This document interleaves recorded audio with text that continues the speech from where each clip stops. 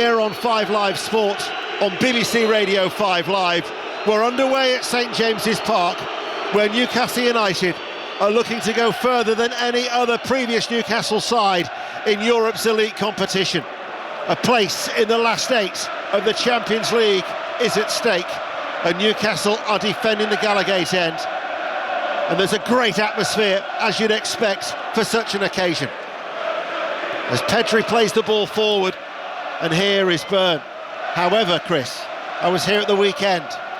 They started well for the first 20 minutes against Manchester City, and then they faded, and they've got to try and produce it over the full 90. Yeah, it's very difficult, the tempo Newcastle play. Anybody knows who watches Newcastle on a regular basis, we know how high tempo they play at, and they do run out of steam after half an hour, which allows the opposition to come back into it. Tonight, they look to me already that they're dropping off a little bit. They're not pressing as high. You know, I think like this is an occasion now they've blocked the ball and they've got a chance of pressing high. But I think in general tonight, I think they're going to drop off. They've just changed the configuration of the back four for how they lined up against Bilbao at the weekend. Cancelo is actually playing as a left back. Ronald Araujo is at right back, and the two central defenders are Gerard Martin and Kubasi. As Elanga picks it up for Newcastle. Elanga delivers the cross, and Gerard Martin takes no chances and volleys the ball behind high for a corner kick. Yeah, positive start down the right hand side, good ball in. Elanga did very well to get to the byline there, got his foot wrapped round it near post. Barcelona look a little bit edgy at the minute. They've not settled down. I know it's early in the game, but normally we see them with a lot of composure. I think the atmosphere very noisy in here. Certainly is. 0-0 in these early stages. Trippier to take the corner far side the right. It'll be an outswinger off that trusty right foot. The goalkeeper backpedaling manages to palm the ball away, and then it's picked up by Lamine Yamal. And he comes forward, but they doubled up on it, and a combination of Joe Linton and Tonali stopped the run of Lamine Yamal. I actually saw Barcelona against Chelsea earlier on in the league phase, and it was billed as Lamine Yamal against Esteban. And I've got to say, the Chelsea teenager absolutely stole the show that night. Lamine Yamal was very quiet. Ramsey, meanwhile, comes forward. It's a surging run. Ramsey into the penalty area. Ramsey still going. Shot blocked behind for a corner. Newcastle have started like a house on fire. I've got to say, Barcelona, if they didn't expect what they were going to get with this atmosphere and Newcastle pressing them a little bit higher, they've already been here this season. They know what to expect, and they've come out in the half asleep. I've got to say, and I watched them warm up, and I did say to you, didn't I? The warm-up was a joke. Yeah. They were absolutely messing about, carrying on, no authority, and it's showing already. It's going to be a corner kick for Newcastle United on the right. This time it's Lewis Hall to take it. It's an in-swinger. Punched away, headed back by Tonali. Bit of a scramble, and Barcelona get the ball away. Chris, you also said to me that Barcelona are worried about Newcastle's threat from set pieces. Yeah. And you could see how jittery they were there. Yeah, there's nobody wants to go and head it. There's no leader here actually wants to go and head the ball. And let's be honest, Joe Linton, Dan Byrne, Chow at the back. There's 3 or 4 big lads who can go in there and unsettle people. And you can see them at Barcelona, just to me at the minute, they're all looking at each other as if to say, you do it. And they're not playing as a team at the minute. They've had a terrible start, which is great for Newcastle. Throw for Newcastle, level the penalty area near side the left. We're in the 4th minute. I'm sure the atmosphere is coming through the radio as Hall is saying that Lamine Yamal isn't back. You know, he needs to get further away from this throw. He's got a long run up right against the advertising hoardings. Up he comes now, launches the ball in. Looks towards the head of Asula, played back in by Tonali, and then the ball is going to be picked up by Garcia. Fleetwood Town are leading Cheltenham by a goal to 0 in League 2, and also in League 2, MK Dons, who are looking to close the gap on leaders Bromley, are leading at Priestfield. Gillingham 0, MK Dons 1, also looking to extend their unbeaten run to 13 games since New Year's Day. This is the Champions League, and it's live on 5 Live. Ramsey with a layup towards Elanga. Asula tries to battle for it in the midfield. Cleared away by Bernal, and there is Dan Byrne just to sweep it back towards Aaron Ramsdale, who's started 4 of the last 5 now, and it's a 4th successive start. It's his best run in the Newcastle side since he had a run of 8 back in November and December, dislodging Nick Pope. 5 minutes played. The atmosphere is everything you'd expect it to be when Barcelona are in town. Araujo. He was sent off actually in that game at Stamford Bridge against Chelsea. That's where Newcastle go at the weekend. The ball is played back by Pedri, and then Lamine Yamal will go all the way back to Johan Garcia. Still waiting for his first cap with the Spanish national side, but he has been capped all the way through the various youth levels. Up towards Lewandowski. Tonali in the centre circle, gets the ball out wide to his right for Kieran Trippier, formerly of Atletico Madrid. A reminder that commentary of that is on Sports Extra. We'll still get updates from John Murray when we dip into the Sports Extra commentary, as Lewis Hall does well to get away from Araujo.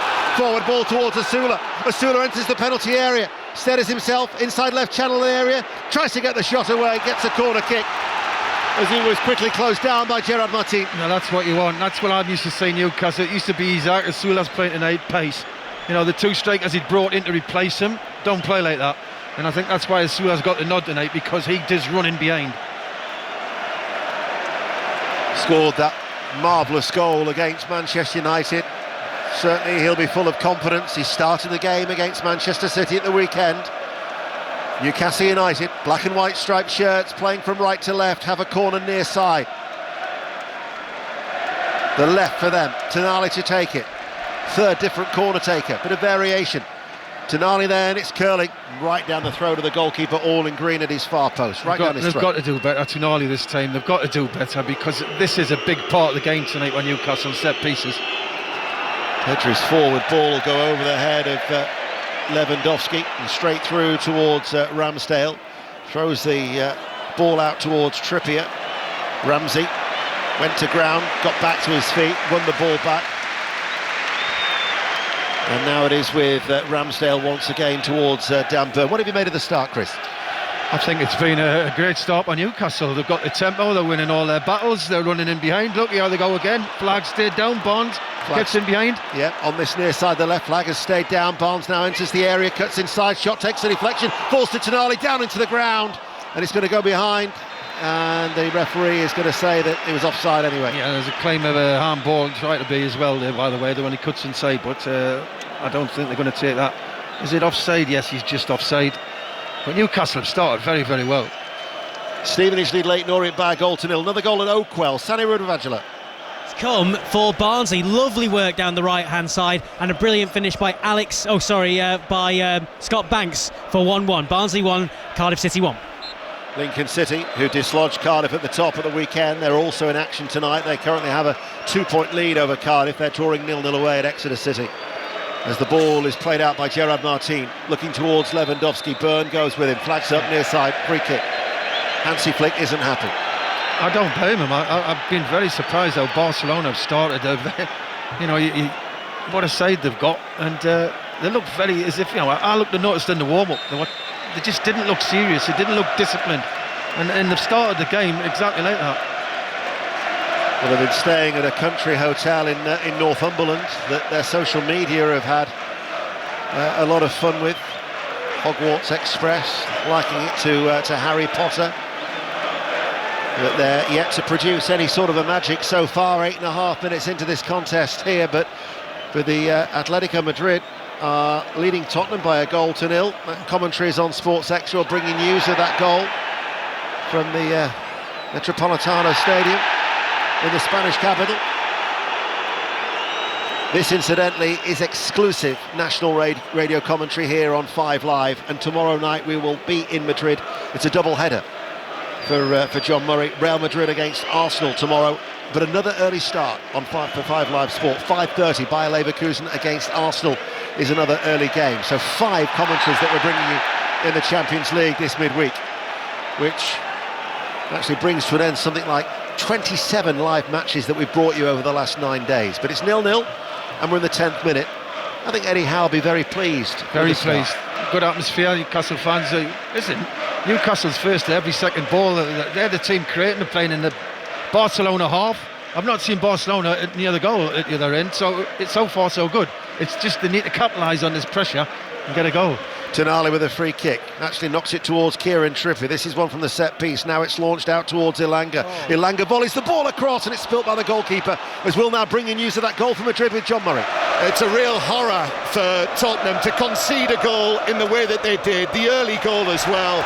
Atletico leading 1-0, and it's all down to Antonin Kinski, brought into play tonight by Igor Tudor, was taking a goal kick. Whether there was some hesitation in his mind, he certainly seemed to slip, and he passed the ball straight out to Lookman across to Griezmann, and in the end it was Llorente on the edge of the box with a pinpoint left foot finish into the bottom corner, and Atletico were ahead. Paul Robinson. Oh, there's absolutely no way to dress it up, John. It's an absolute terrible mistake from the goalkeeper. It's a howler. I mean, it looks like he's got the wrong boots on. He just slips. It's a completely innocuous goal kick. Looks to play out, looks to play a simple pass to Pedro Porro, slips over, plays the ball into Alvarez, who in turn puts it to Llorente, taps it almost into an empty net to the bottom right-hand corner. Terrible mistake from Tottenham. Tottenham made a promising start, but Atletico Madrid have been ruthless and lead by 1-0. Commentary continues on Sports Extra then of Atletico leading Spurs 1-0, Atalanta 0, Bayern Munich 0. Remember earlier Liverpool lost in Istanbul by 1-0 against Galatasaray. 11 minutes played, it remains goalless.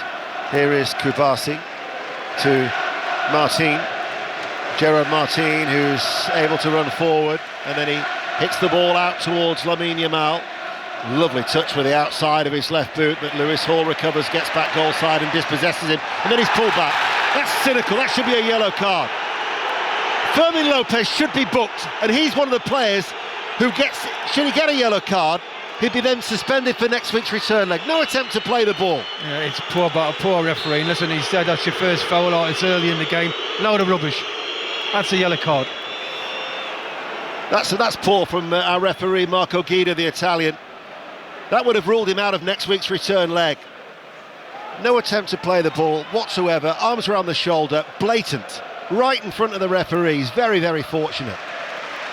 MK Dons have got a second goal at Priestfield. They now lead Gillingham by 2-0 in League Two. Tonali hits the ball over the top, looking to try and utilise the pace of Ilanga, but it bounces once and it's gathered in by Johan Garcia, this 24-year-old Spanish goalkeeper who they signed in the summer from Espanyol. In the other game in the Champions League, there's now been a goal in Bergamo. Charlie Slater. Where Bayern Munich lead at Atlanta by 1-0. Ball in from the right-hand side, turned in by Josip Stanisic. It's been coming. Atalanta 0, Bayern Munich 1. Rafinha with a shot on the edge of the area, blocked by Kieran Trippier. Bristol Rovers are leading Barrow by 1-0. That's a key game down at the bottom of League Two. Bristol Rovers 6 points clear of trouble before tonight. Barrow still far from safe. Barcelona now have every outfield player in the Newcastle United half. This is probably the first time that they've actually had a sustained spell of the ball. It was a great counter-attack as well they just had there. A brilliant ball by Lemar, a little flick inside and a run on and goal, but they didn't get the shot off. But now Newcastle have dropped off, and I've got to say, this is where Barcelona are at their best. You've got to hustle them. I know it's hard work on the legs, but when you let Barcelona get on the ball and play like this, trouble. Lamine Yamal, Lewandowski able to spin. Rafinha in the area, chips it. Lamine Yamal waits, it goes slightly behind him. Lets the ball settle, right hand side of the area. It nips in between two Newcastle defenders. Lewis Hall had to deal with the threat. Joel Linton is helping him out, and Joel Linton now penned in deep inside his own half will clear. And he manages to find Barnes, who lays it off to Hall, and then Hall clears the ball away downfield. And Asula will give Newcastle that outlet with his pace. Kubasi then brings him down. The referee has played the advantage. Barnes towards Ilanga, but then covering across on the cover was Cancelo. And it goes out of play, but two players are down, Asula and Kubasi. I don't think there's anything wrong with either one of them, but it was a great counter-attack. Asula, he's got pace, he causes problems. You just saw there. He had no right to get that ball, he ends up winning, and they end up getting a corner out of it. Newcastle United with a counter-attack with Barnes and Ilanga. Another goal at Leicester, Sarah Mulkerrins. The hosts firmly in control. Leicester 2, Bristol City 0. Abdul Fatah cleaning up and ricocheted shot from De Cordova-Reid. He was able to finish nicely from a tight angle. Leicester City 2, Bristol City 0. Swansea have taken the lead at Portsmouth. They lead by 1-0. Doncaster 0, Luton Town 1 is the latest score in League One. Corner kick for Newcastle United. We're in the 15th minute. This is 5 Live. It's goalless. Newcastle have a corner. Near side the left for Tonali to take. Will it be a better one than the last time in front of the Leesy's end? Expectant supporters are all on their feet watching on. Tonali to take it. It's an in-swinger. Crowd of Barcelona players. It was Martin who manages to find Rafinha, who's hooked it further away downfield. Trippier, the Newcastle captain, will head it high. It drops. And then that was Bernal who's downward header, and Barcelona a break now on the counter-attack, and Rafinha's picked it up right-hand side. Hall eventually goes towards him, comes off the legs, the knees of Hall. That looked a really threatening break. That's poor. It's a great clearance, and Rafinha gets onto it. He's nobody really near him within 5 yards of him. He's got to pick them all out there. That's terrible cross. Trippier now looks for Asula. Asula makes the run out towards the right-hand side and keeps the ball in play. Midway through the Barcelona half. Rolls it back down that touchline for Kieran Trippier with all of his experience. And Trippier now leaves it for Tonali. Tonali's forward ball, able to turn. Ramsey, piercing ball, finds Ilanga. Ilanga in the area! Good save by Garcia, but the flag was up anyway. I hate that rule. Why don't we just stick the flag up? He knew it was offside. We knew it was offside from here. He's 10 yards away from it. He still didn't put his flag up. Good save as well, by the way. He didn't know it was offside. It's very tight, isn't it? It is. It's very tight. Yeah. I'm actually thinking, had that gone in, and it was a good, strong right hand from Garcia. Great save. I think it was tighter than the assistant referee possibly thought on the far side. Newcastle are causing problems not just because of their power and their pressure, the pace they've got. You know, Barnes is not. He's quick. Alanga's very quick, and Sula's very, very quick. Pedri turns inside the centre circle. Out to Lamine Yamal on this near side. Lopez has gone forward. Lewandowski is also there as well. Still a real threat, the 37-year-old, wearing the face mask to protect that fractured left eye socket, is Kubasi. Gerard Martin. Cancelo, who's on loan from Al Hilal. Scored actually during his Manchester City days here about 5 years ago in a 4-3 victory against Newcastle. His second loan spell at Barcelona. Good what Barcelona are doing now, you know, they're just taking the sting out of the game. Look, Newcastle have started the game brilliant, but we said 20-30 minutes they'll come off the pace. Lamine Yamal drifts in field and then floats the ball out towards Rafinha. Flicked away though by the right boot of Trippier. There is Cancelo to stroke the ball inside to Pedri, wearing gloves. It's a little breezy, but it's not that cold in the northeast tonight. Here is Araujo, leaves it for Pedri once again to come forward. Short sleeves but also wearing gloves is Lopez, who really should have been booked earlier in this half. 18 minutes played, still 0-0. Chris Waddle. Yeah, I think this is what Barcelona wanted. They've got through the storm of what nearly come up to 18 minutes, and Newcastle have been all over them. They've caused them problems. Now it's the first time we've saw Barcelona what we expected before the game. They've got an extra yard on the ball. Oh, they've slipped there. The winners of this tie will play the winners of Atletico Madrid, Tottenham Hotspur, and there's been another goal. John Murray. There's been another 2 goals for Atletico Madrid. It's gone from bad to worse to much worse for Tottenham. Atletico have scored 3 times in the first 15 minutes of the match, and it's Kinski again at fault. The ball was played back to him and he completely missed his kick, and it was just walked into the net to make it 3-0. Alvarez with that one, and the second goal came from a slip by Van de Ven that let in Griezmann. So Llorente, Griezmann, and now Alvarez, and Tottenham are all over the place. John, it's an absolute Well, thank you, disaster. John. That commentary then continues on Sports Extra. Barcelona with a free kick for Men Lopez in low, and Araujo, he's hit it just as before it drops on the floor. Right-footed, couldn't keep it down. Goal kick, 0-0. Yeah, it's one of them goals, isn't it? If it goes in, we all talk about it forever. But yeah, difficult bit of skill that. But Barcelona now, they'll probably think they've weathered the storm early on. So I think they're going to see Barcelona get a lot more possession. Newcastle have just gradually starting to come off the pace. Lincoln City, the leaders of League One, are leading at Exeter City by 1-0 as the ball goes long. Gerard Martin heads the ball away, and then Bernal will play the ball back towards Araujo. Pedri collects it under pressure but turns away and does well from Ramsey. Good balance as well from the diminutive midfielder, and then the ball is played out by Fermin Lopez out towards that far side. And MK Dons have got a third goal now at Gillingham. Gillingham 0, MK Dons 3. But for one of Chris's former clubs, Tottenham Hotspur, I think we can say with certainty the winners of this tie will be facing Atletico Madrid in the last 8, but Barcelona are attacking. The cross is whipped in! Oh, that almost could have been an own goal off Dan Burn. He was forced to stretch 6 yards out from goal, right-footed, and it's just guided about a foot wide of the right-hand post. I've got to say, in the last 3-4 minutes, Barcelona have took control of the football match. Newcastle's given a really good goal, the tempo we expected, the pressure, they didn't enjoy it, Barcelona. They struggled a little bit, let's be honest, but the last 2, 3, 4 minutes, Newcastle's come off the pace, they're not pressing anymore, and we just see how good Barcelona are when they give them time. So Barcelona, all in orange. Still the Newcastle supporters generate the atmosphere, but this corner kick on this near side, the right, there is the short option for Yamal, if Rafinha would want to use him. Corner kick for Barcelona, right-hand side. Lamine Yamal's going to walk away. It is powered in towards that far post, over the head of Araujo, and goes out for a goal kick to Newcastle United. 21 minutes played, 0-0. Yeah, waste Rafinha putting far too much on it, wasn't it? And Barcelona's had, last 5 minutes had a really good spell of possession. You know, they're moving the ball a lot closer. Newcastle have dropped off the pace, as we said. So, you know, it's going to be a long 15 minutes, 20 minutes to half-time. The last time Barcelona were involved in a goalless draw was actually at Athletic Bilbao 2 years ago, March 2024.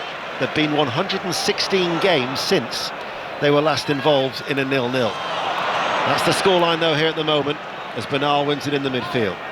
And then Yamal strokes it inside, and Pedri at a nice gentle pace towards Araujo. Newcastle now have dropped off. Pedri is able again, with no real pressure on him, to pass the ball back towards Martin, who goes out wide now towards Cancelo. Faced up by Elanga. Infield to Pedri. And all of a sudden, Pedri's starting to get on the ball, isn't he? Starting to dictate. He's dictating the game, isn't he? The last 5 minutes, yeah.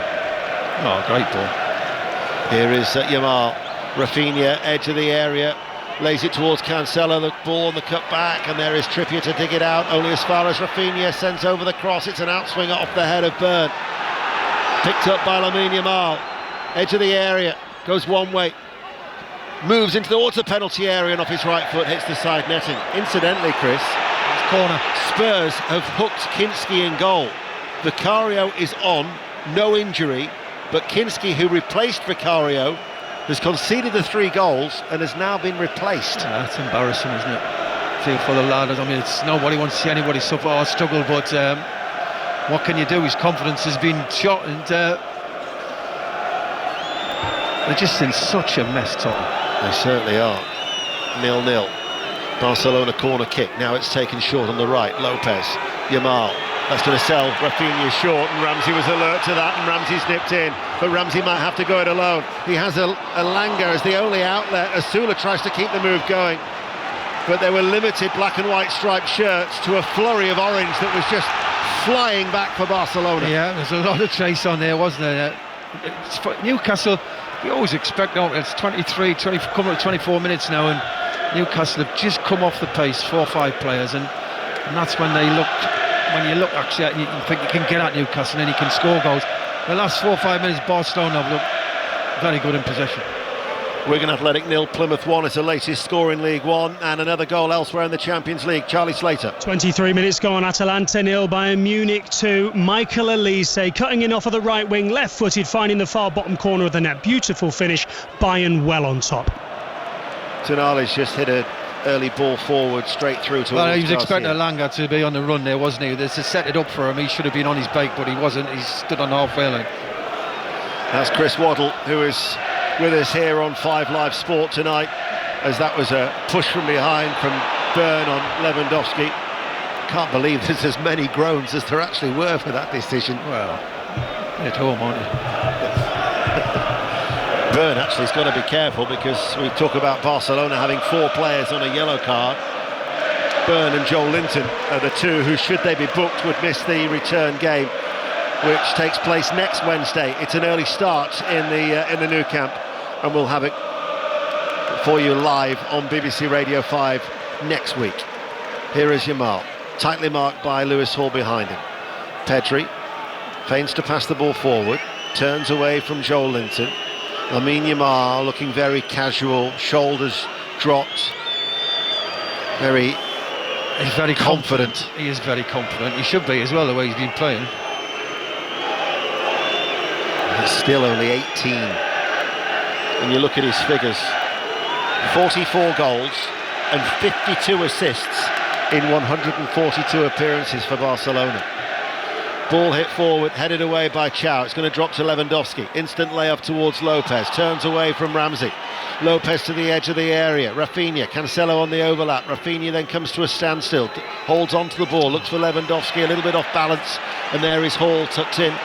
Wigan Athletic 0, Plymouth Argyle 2 is the latest score in League One as Araujo cuts out a ball that could have set Barnes away. I can see Rashford coming on early second half, the way Rafinha's played so far.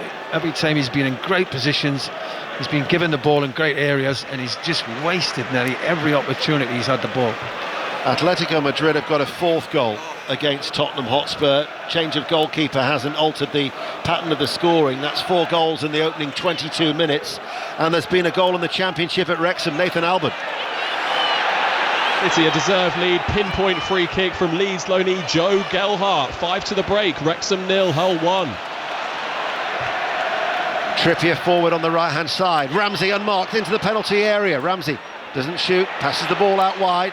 Right side of the area, Alanga with a cross. Asula with a header.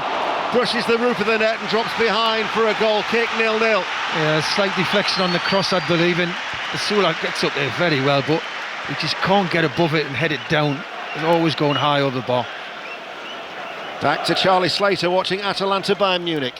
Bayern have got a third. This time it's Serge Gnabry. Bayern cutting through the Italian defence. Maybe they could hook their goalkeeper as well. It's 3-0 in Bergamo. And let's hear news of that fourth goal in Madrid. John Murray. But then today, nothing. It's now Atletico Madrid 4, Tottenham 0. 4 goals for Atletico Madrid inside the first 23 minutes. And this one, a header after a free kick from Griezmann on the right that came off a Tottenham head. Substitute goalkeeper Vicario, who's been brought on for Kinski. That's a talking point in itself after Kinski was at fault for 2 of the first 3 goals. Vicario made a brilliant save, but Lenormand was able to get in there and head it in from close range. So it's gone from bad to worse to even worse to much worse. Atletico Madrid 4, Tottenham 0. Wigan 0, Plymouth Argyle 2, Portsmouth 0, Swansea City 2, our latest scores elsewhere around the country in League One and the Championship respectively. Commentary of that is on Sports Extra of Atletico against Tottenham. It remains 0-0 here, and Rafinha has just gifted the ball straight out of play for a Newcastle throw. Well, he's drifted over from this left-hand side over to his right wing, and first touch, it's a throw into Newcastle. So I can see Rashford I'm sure he'll be getting to warm up soon. Here is Chow at the back, just outside the centre circle. He goes wide to Trippier. 0-0 here at Newcastle. Looks for run of Ilanga, cut out by Gerard Martin. To Wrexham, Nathan Albon. And a penalty to Hull City, which has just been saved by Arthur Okonkwo. Joe Gelhardt has just scored a goal. He's been fouled in the box, took the spot kick but kept out. Still Wrexham 0, Hull 1. Both those two sides in the playoffs. It's 6th against 5th in the Championship. A goal now at Millwall. Emily Herbert. Millwall 1, Derby 0, and it's deserved. Josh Coburn with a header at the far post after Kramer looped it back in from a free kick. A point off the automatic promotion places as it stands. 2 to the break, Millwall 1, Derby 0. Yeah, they started the night 4 points behind Middlesbrough. They're looking for a 4th straight win. They're 1-0 up against Derby, who are just outside the playoff picture. 5 Live Sport, 29 minutes played. Champions League live on 5 Live here at St James's Park. And Newcastle United 0, Barcelona 0. Against Manchester City at the weekend, Newcastle started really well the opening 20 minutes, created a number of opportunities, took one of them and then faded. Here they've only had, I think really, the Ilanga save wouldn't have counted, he was offside, and then the Asula header was off target. I think they've been a better side, I've got to say. I think they've worked the ball well, they've been in good areas, final balls let them down. So we know Barcelona like to play at their own pace, and they don't like to be rattled, and Newcastle have done a job on them so far. But I can see what you're saying, and I can see that happening as the game goes on, where Newcastle only take 2 or 3 players to come off the pace, and that's all Barcelona need. One shot on target for these two sides, but it remains 0-0. But it is another goal, a goal fest in Madrid for John Murray. This time it's Tottenham who score, Pedro Porro, but it's 4-1 to Atletico Madrid after Llorente, Griezmann, Alvarez and Lenormand in a nightmare opening 20 minutes or so for Tottenham. But Pedro Porro, set up by Richarlison, has got one back. A crumb of comfort, not much more than that. Atletico 4, Tottenham 1. Paul's just passed the ball to Barnes, and it's gone out of play for a throw, and you could hear the frustration of the Newcastle supporters. 0-0. Yeah, they've done very well so far, Newcastle, I think, and we know Barcelona, they've got more to offer than what they've shown, but Newcastle so far are doing a very good job on it. Fleetwood Town 2, Cheltenham 0 is the latest score in League 2. And talking of Cheltenham, day 2 of the festival tomorrow, coverage from 1 o'clock on Sports Extra. Lossiemouth won the champion hurdle today. Joe Linton coming forward now for Newcastle. The Italian referee, though, has brought play back for a foul on Pedri, much to the astonishment of Jason Tindall and Eddie Howe, who complained to the 4th official. Well, just looking at it, he does catch his back of his Achilles. It's not a strong challenge, it's just a slight tap. Look, he goes over. It is a free kick when we see the replay. No action taken from Marco Guida, the Italian match official, as Garcia, the Spanish goalkeeper, hesitated a little, then cleared the ball downfield. Loose ball is picked up by Lopez. Araujo will go back. Kubasi will let it run to Garcia, who sweeps it out first time, trying to pick out Rafinha. It'll reach Rafinha off the guided head of Chow, and then Rafinha, the former Leeds United man, is shrugged off the ball by Joe Linton. And then it's clipped forward first time by Barnes, but Asula was a little bit on his heels, and it's gone away from Asula and straight through to the Barcelona keeper. Safe flick having a go at Rafinha. He's given the ball away every time he's had it. He doesn't look happy, does he? Hansi Flick. That Chelsea game, actually, at Stamford Bridge back in November, was the first time that an opponent has kept a clean sheet in 37 Champions League games managed by Hansi Flick, whether it be at Bayern or at Barcelona. Elanga running forward right hand side, ball wouldn't necessarily go with him, laid off by Ramsey. So as a result now it's it's the only clean sheet in 40. Elanga shoots from distance, saved by Garcia. As we will go half time at Wrexham. Nathan Albin. Half-time Wrexham 0, Hull City 1. An excellent free kick from Joe Gelhardt. The difference, his penalty taking though, not so strong. Arthur Okonkwo down low to his left to keep it out late in the half. 6th behind to 5th. Wrexham 0, Hull 1. Kubasi coming forward. And that's the trouble with this Barcelona side. They do not keep clean sheets. They are a threat going forward, as here we're going to see Tonali being booked. Tonali for running away with the ball at his feet when it was a free kick to Barcelona, and Tonali looks a little perplexed at that decision. Half-time at Leicester. Sarah Mulkerins. Leicester City 2, Bristol City 0. Lively game, the host clinical in attack. Ben Nelson put them in front, header from a free kick. Abdul Fatawu doubled their lead, finishing from a tight angle. So as things stand, the hosts are out of the bottom 3. Leicester 2, Bristol City 0. In his native tongue, Sandro Tonali continues to protest to Marco Guida as the ball might run through towards Lewandowski. It was a last-ditch sliding challenge by Byrne, picked up by Joe Linton to Barnes, short of the halfway line, closed down by Araujo. Still 0-0 on 5 Live Sport, 34 minutes played. This is 5 Live. Atletico Madrid lead Tottenham 4-1 in Madrid, and earlier Liverpool were beaten by 1-0 in Istanbul. Ramsdale all in blue, right-footed. Picks out Elanga, bounces away off Elanga. He manages to leap in the air and head it out towards his captain Trippier. Plays the ball inside towards Ramsey. Ramsey comes forward. Jason Tindall was telling him to kick the ball long. Then they lose the ball in the midfield. Tonali helps them win it back, and then a challenge comes in from Bernal, and the ball breaks back towards Byrne. Chris? I think Barcelona, are waiting The half-time whistle. I know it's 10 minutes to go, but he needs to say serious words with a lot of these players. Newcastle, give them credit. They've took the game to them and they played a great tempo, but can they keep it up? Here is Lamine Yamal. He leaves it for Bernal. Just shuffles the ball back towards Yamal, who's got a little bit of strapping on his right hand. And back into the centre circle they go. The two central defenders exchange passes. Kabasi, Araujo at right back, not wanting to venture too far forward with Barnes around. Pedri is able to turn into the centre circle, being tracked by his fellow number 8 Tonali, and gets the ball out towards Lamine Yamal. And now he's up against Hall. Lamine Yamal as Hall backtracks. They've doubled up on him. Yamal tries to thread the ball through, bounces off the chest of Hall, and there is Tonali, who gets himself into a little bit of trouble, but manages to get away with it. And then plays the ball out wide. Cancelo, though, with the interception, wins it back for Barcelona, and Cancelo now enters the penalty area. Shot was blocked, it might fall to Pedri. There is Joel Linton. Half-time in League One at Oakwell. Sani Rudavagila. Mid-table hosting second. Rafinha right hand side, calls the ball back, and then shot comes in from Lopez straight at the keeper. Sorry, Sani. That's all right, and it's mid-table hosting second. Barnsley 1, Cardiff City 1. Lovely first-time finish from Ruben Colwell on 11, and 11 minutes later, Ollie Banks, great work down the right, and a great finish from him. Barnsley the brighter since then, but it's half-time. Barnsley 1, Cardiff 1.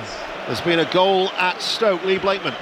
A goal for Stoke. Stoke 1, Ipswich 0. Manhuff with the shot, came back off the post, and following up with his first for the football club, Milan Schmidt. 10 to go till half-time. Stoke 1, Ipswich 0.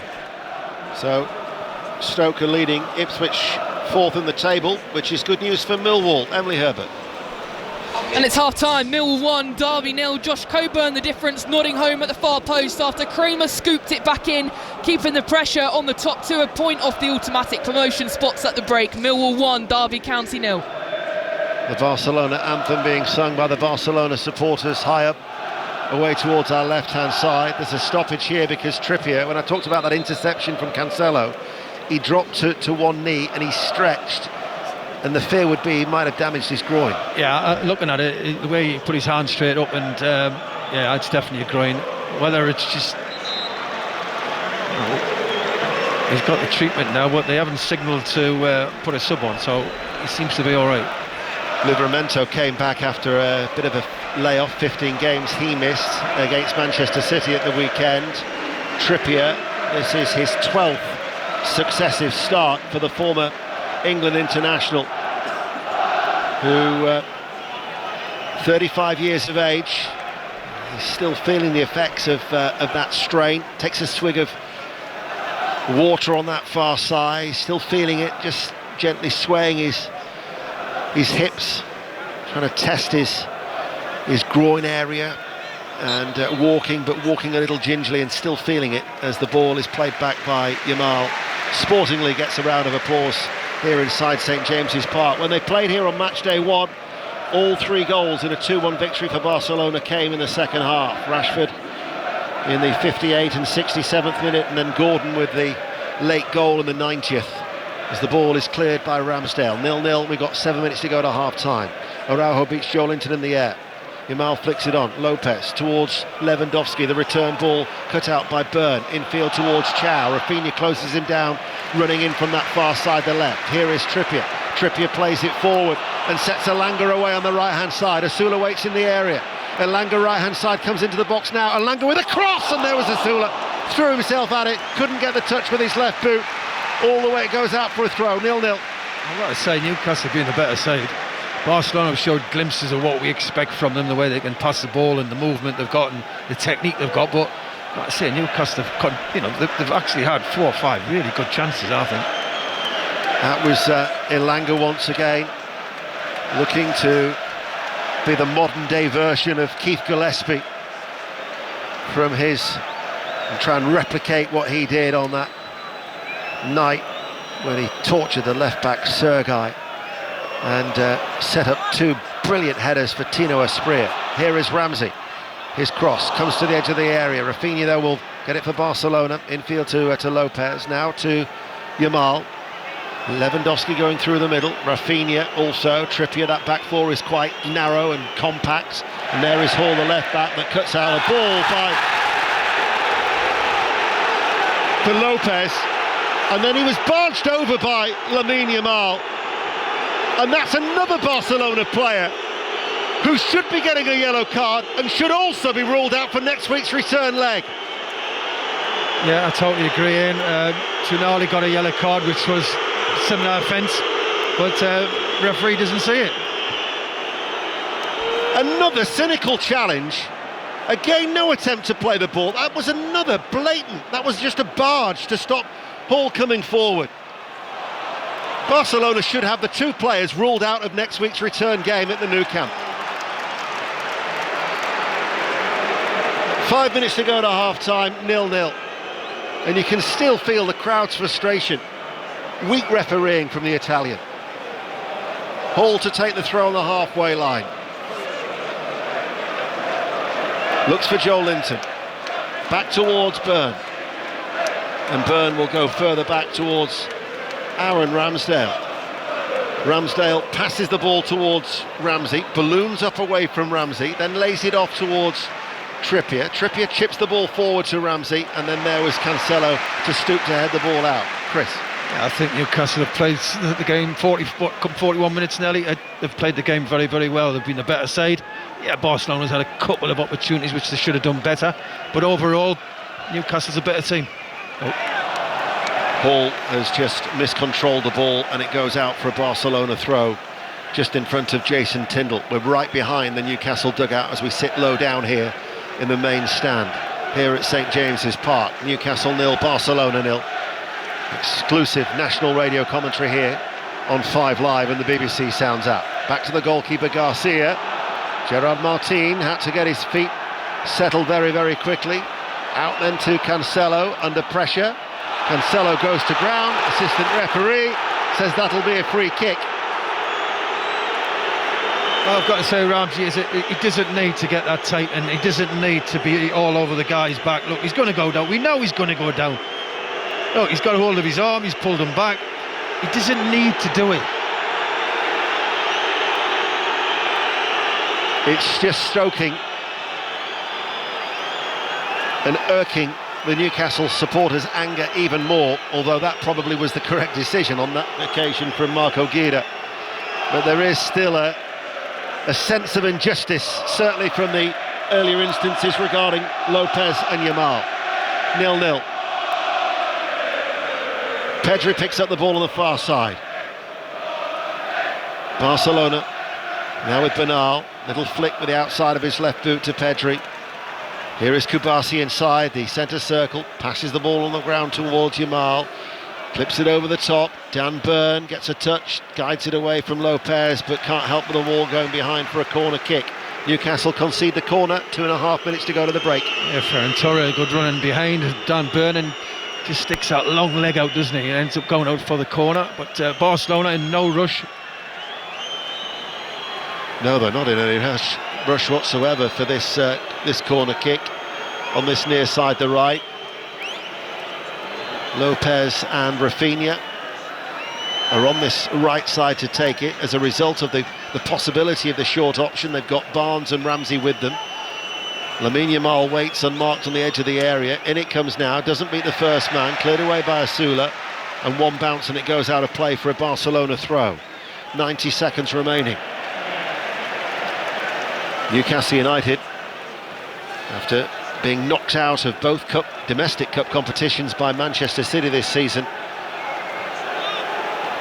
any hopes of silverware resting in the Champions League, but they've got a very, very tall order in order to even get to the final of Budapest. But certainly the supporters with the banner and the Gallagher end ahead of the kick-off were nevertheless still dreaming about reaching Budapest come May. This more pressing concern of trying to overcome Barcelona. There's some very good teams still in it, Ian, isn't it? Let's be honest. Barcelona will fancy the chances like everybody else, but there's about, definitely six in my mind, there's 6 could easily win it. Yeah. Ramsey wins the ball in the midfield and finds Elanga. Elanga runs forward on his toes to the edge of the area. Elanga, Ramsey able to turn. They're appealing for a penalty. Cleared away by Pedri. Lopez presents the ball to Joel Linton. And now all of a sudden Barnes, left-hand side, wins a corner kick. Newcastle United have a corner on this near side, the left, 0-0. Well, they're getting a lot of joy down the flanks, aren't they? More on the right with Alanga, who seems to have the beating of the full-back. If they get it wide, but when they're putting the ball in the box, they need more bodies in the middle. There's not enough people attacking the ball. There's only basically Asula getting in there. So Tonali is going to take this corner kick.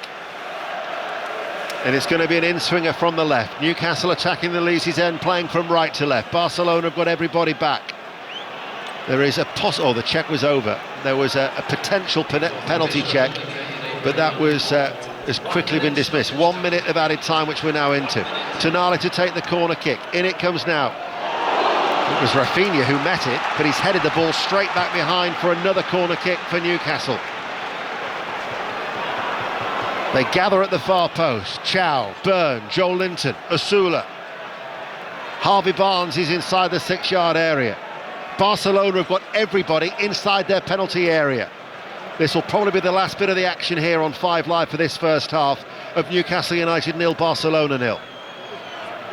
The Italian referee is watchful, mindful of any shenanigans that might be taking place. A little bit of jostling going on.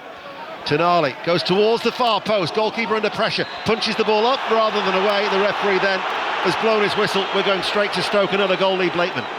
Stoke have got another. Stoke 2, Ipswich 0. Ipswich caught playing out from the back. It fell to Bae Jun-ho, who thumped it in. Stoke 2, Ipswich 0. And there is the half-time whistle. Newcastle United 0, Barcelona 0. Your thoughts, Chris? I've got to say Newcastle being the better side. Barcelona at times have looked dangerous going forward. But the final ball and the final delivery for Barcelona has been very, very poor.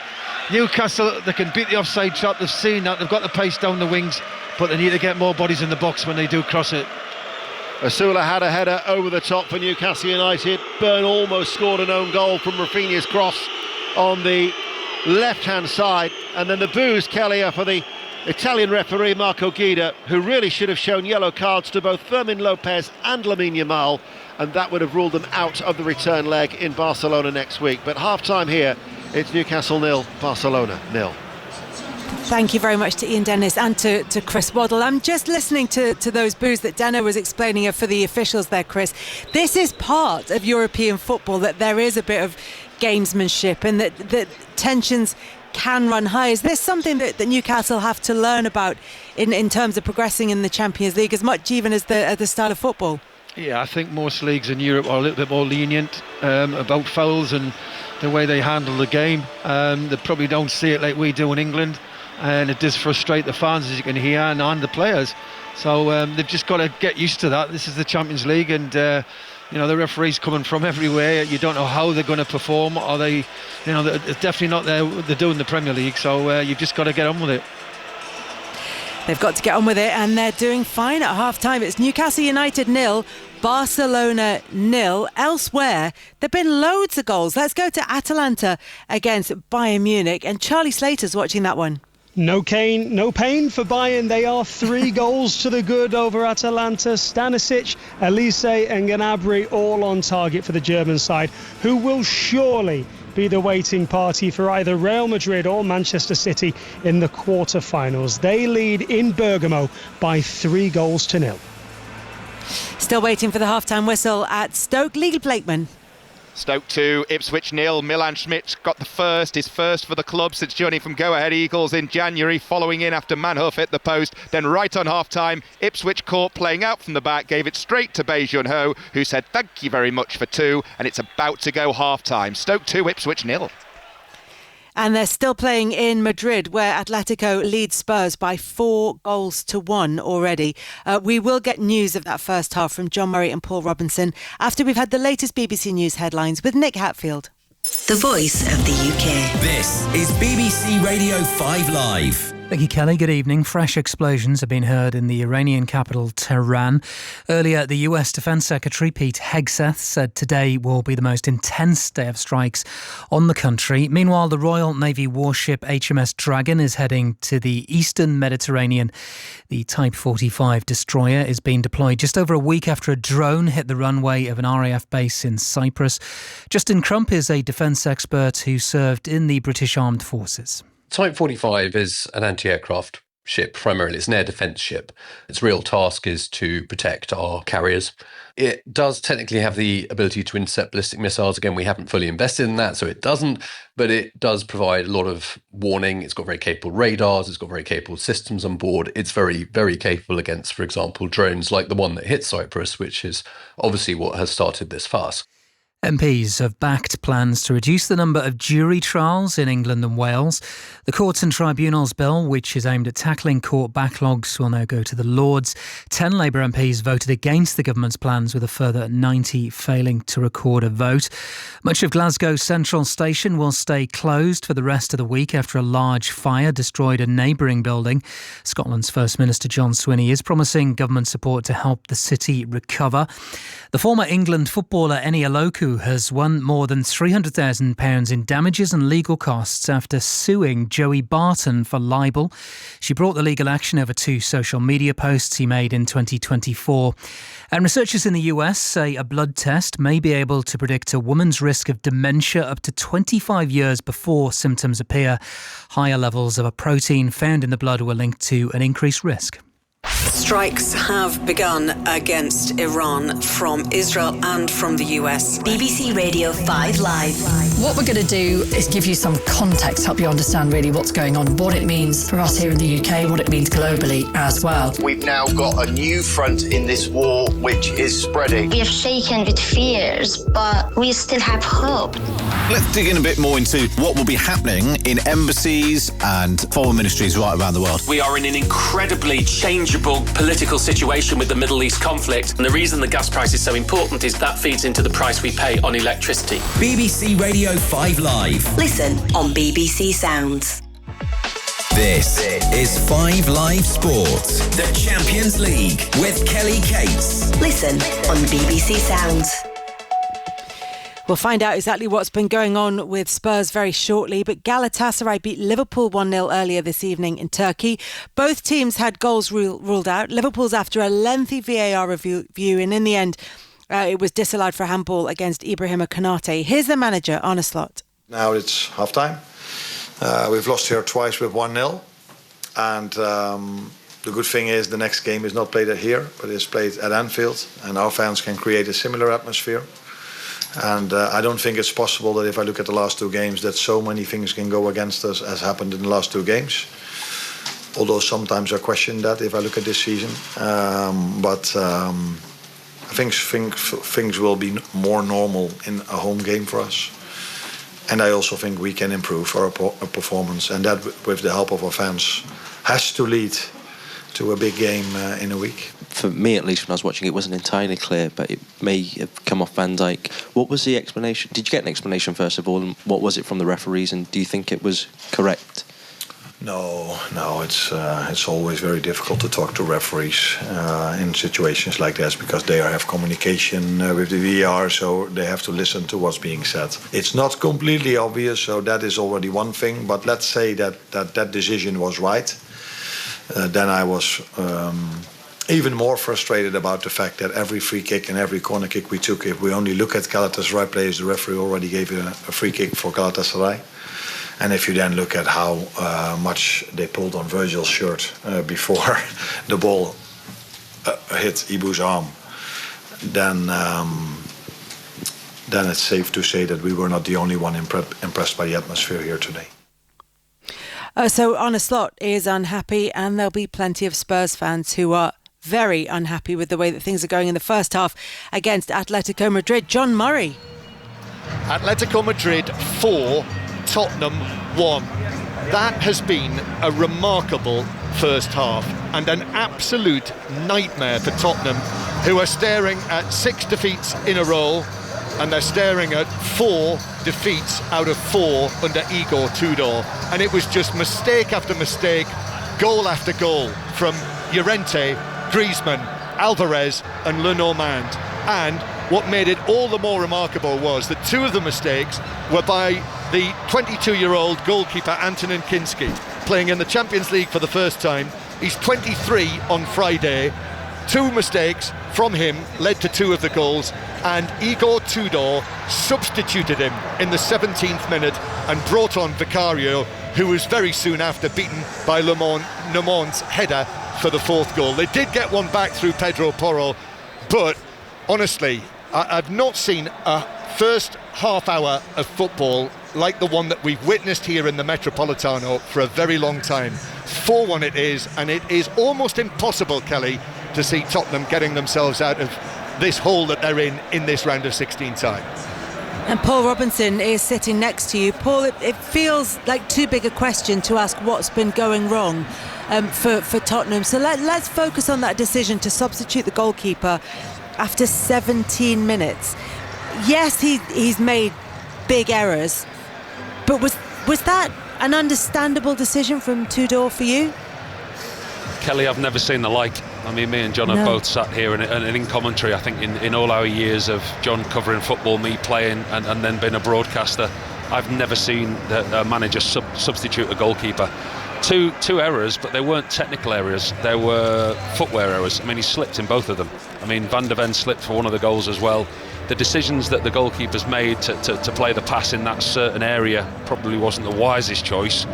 But actually, for the manager, it just really smells of a manager massively under pressure and looking for answers. I mean, to substitute your goalkeeper after 16 minutes, things are terrible at the moment for Tottenham. I watched the Crystal Palace game the other day, and I thought they couldn't get any worse. And I'm thinking, what can they do? They can go to Atletico Madrid, get some kind of result, some kind of performance. Everything that you could imagine goes wrong has happened for Tottenham in the first half. And in all honesty, if I didn't like the man sat next to me as much as I did, and I didn't think I was going to Real Madrid, Manchester City tomorrow, I'd have probably gone home by now.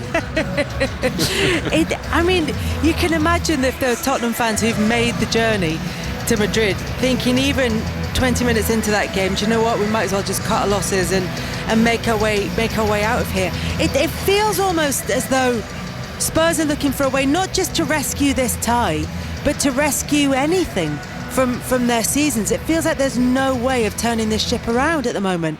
This was never going to be an important game for them, but what was important was how they came out of this game. It was a performance, it was something that they could take forward. The Premier League and the Premier League survival is all that matters for Tottenham. Let's be realistic, they're not going to win the Champions League, okay? But they're going to come here tonight and they need to put on some kind of a performance that they can take into the game at the weekend. They're going to Anfield at the weekend, which is extremely difficult. Then Madrid come back to the Tottenham Hotspur Stadium midweek, and then they've got Nottingham Forest at home on Sunday, and that is the biggest game of their season.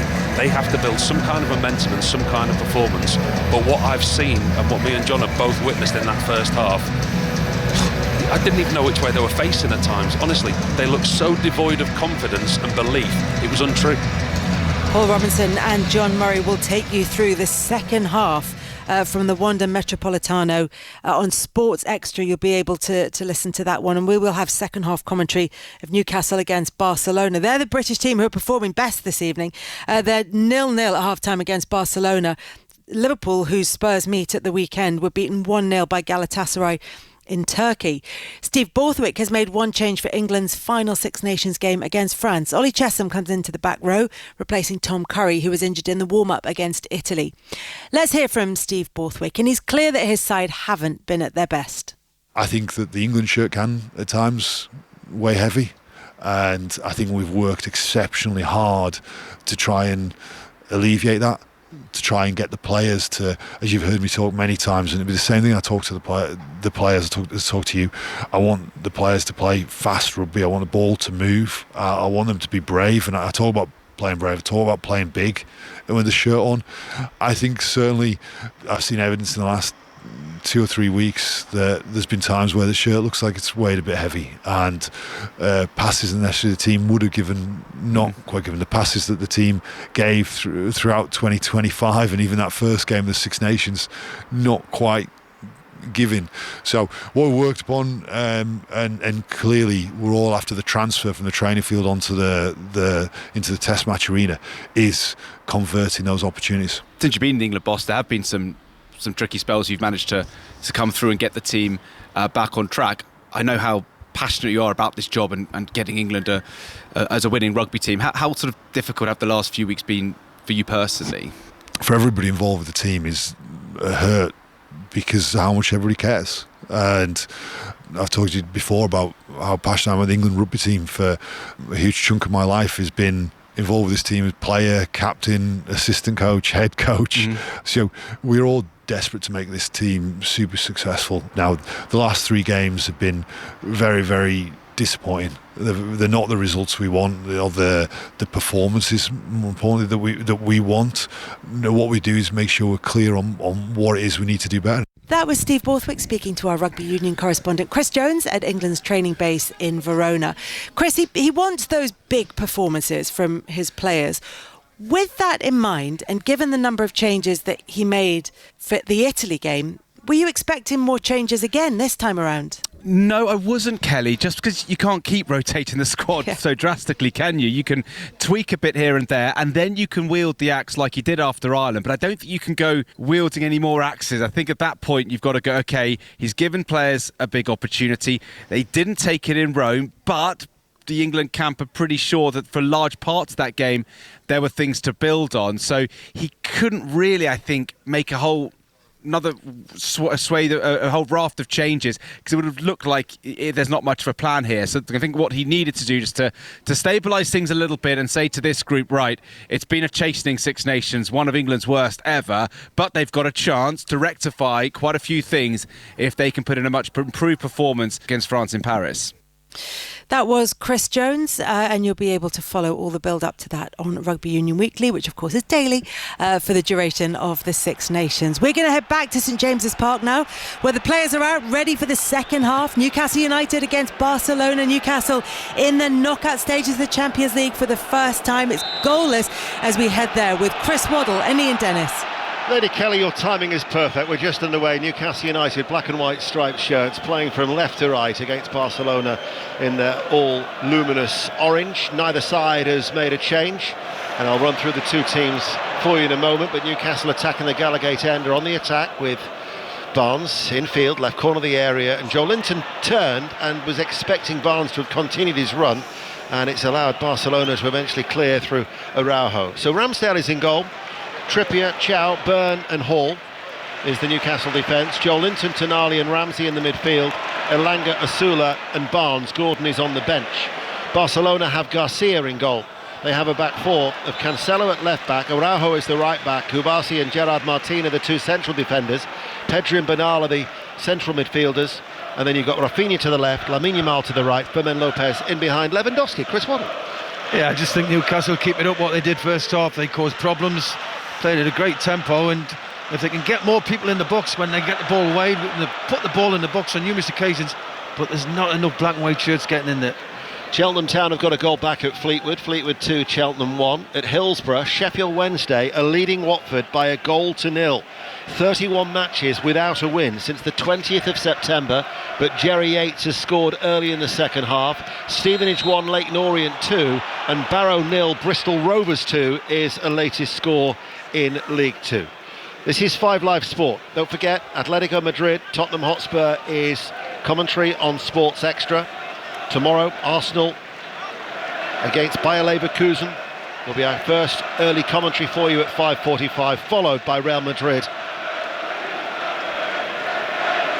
against Manchester City. Ball goes forward, cut out by Trippier. Tonali with a little touch, edge of the centre circle. Gerard Martin goes down the line, sliding by Trippier, tidied by Cancelo, back towards Garcia. And Garcia then lets it come across his body, right-footed, across towards Araujo. The right-back volleys the ball in field. Lamine Yamal tries to give it back towards Araujo, who then wrestles Lewis Hall to the floor. And the ironic cheers, because the decision goes in favour of Newcastle from the Italian referee, Marco Guida. Yeah, start the second half of Newcastle again on the front foot, trying to keep the tempo up. As I say, they've done a lot of things very well tonight, Newcastle, but just that final ball into the box, there's not enough bodies in there.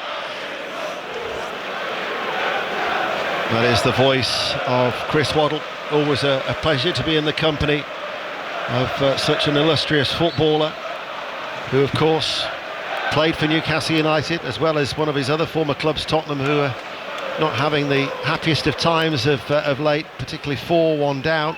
The winners of that will play Newcastle Barcelona in the last 8. Atletico Madrid leading 4-1. As Ramsdale, right-footed, goes long, dropping inside the area, edge of the area on the half volley, cleared away by Lopez, put back by Trippier. It's going to drop for Elanga, beaten in the air by Gerard Martin, headed back by Ramsey, and then Martin has sliced his clearance, puts pressure on Kubasi, eventually comes down Joe Linton. Elanga tried to tickle it round the corner towards Asula, and then it will be Pedri who can bring it clear, but hasn't kept the ball in play. Gone out for a throw, and Trippier will take it quickly down this right-hand side towards Elanga. Elanga's blatantly again pushed over by Gerard Martin. In fact, no, it wasn't. That was Marc Bernal on this occasion. It's got to be a yellow card, surely.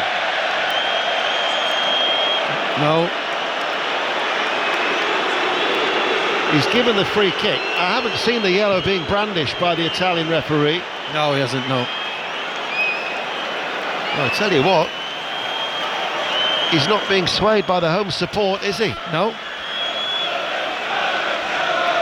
Free kick, Trippier to take it. Great atmosphere inside St James's Park. Just imagine if they were to take the lead. Doncaster Rovers 1, Luton Town 1. We're going to Wrexham, where there's been another goal in a moment. Trippier to take the free kick, right-footed, in it goes, crowded area, Elanga. His shin that right-footed, skims and swerves away off target. So, another goal at Wrexham, Nathan Albert. And another goal for Hull City. Wrexham 0, Hull 2. Cross from the left, flicked header from Lewis Kumas found the far corner. Wrexham 0, Hull 2. So Wrexham, who occupy that last playoff berth, 6th on 57 points, will give hope to the chasing pack in the Championship. As Rafinha, Newcastle at the minute are chasing him, the former Leeds man, inside, giving it straight towards Trippier.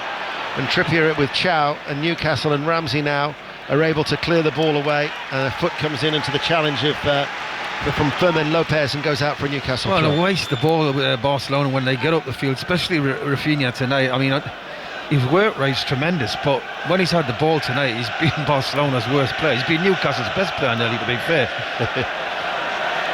They'll get another throw because Tonali's just volleyed it off the chest of the former Leeds United man, who Barcelona signed for £55 million after Leeds had purchased him for 17 million from Rennes. 17 goals in 67 appearances during his time at Ellen Road for the Brazilian international. 6 minutes into the second half, 0-0. Asula tries to get the better of Gerard Martin. Kubasi goes back towards his goalkeeper. Asula will still race after him. He could run all day, couldn't he? William Asula. As now Lamine Yamal, Joe Linton gets a foot into the challenge, and it'll go all the way back towards Ramsdale, who's able to pick out Tonali, and then Tonali.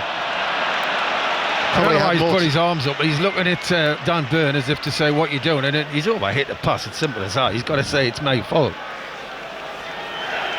Well, it's going to be a Barcelona throw in front of the East stand over on that far side. Eddie Howe with his arms behind his back watches on. From the throw on the right, goes all the way back to Pau Kubasi, the 19-year-old defender. Tonali to Barnes. Barnes will get a throw for Newcastle on that far side, the left. This is the 12th game in 38 days. No wonder that Eddie Howe talks about the schedule being a challenge. But he believes that they can compete with anyone here at St James's Park. They're just looking for that breakthrough goal. It remains 0-0 as Asula goes to the ground, and the referee doesn't give a free kick, and instead Barcelona are allowed to come forward with the ball with Pedri, short of the halfway line. Challenge comes in from Joe Linton, picked up by Lopez. Kubasi will go back to his goalkeeper. We're going to Leicester, Sarah Mulkerins. Big opportunity missed for Bristol City. They were given a penalty. Tommy Horvath taken down in the area by Ben Nelson, but Emil Rees had his spot kick saved by Stolarczyk, so it's still Leicester City 2, Bristol City 0. And a goal in the Championship at Stoke City, Lee Blakeman.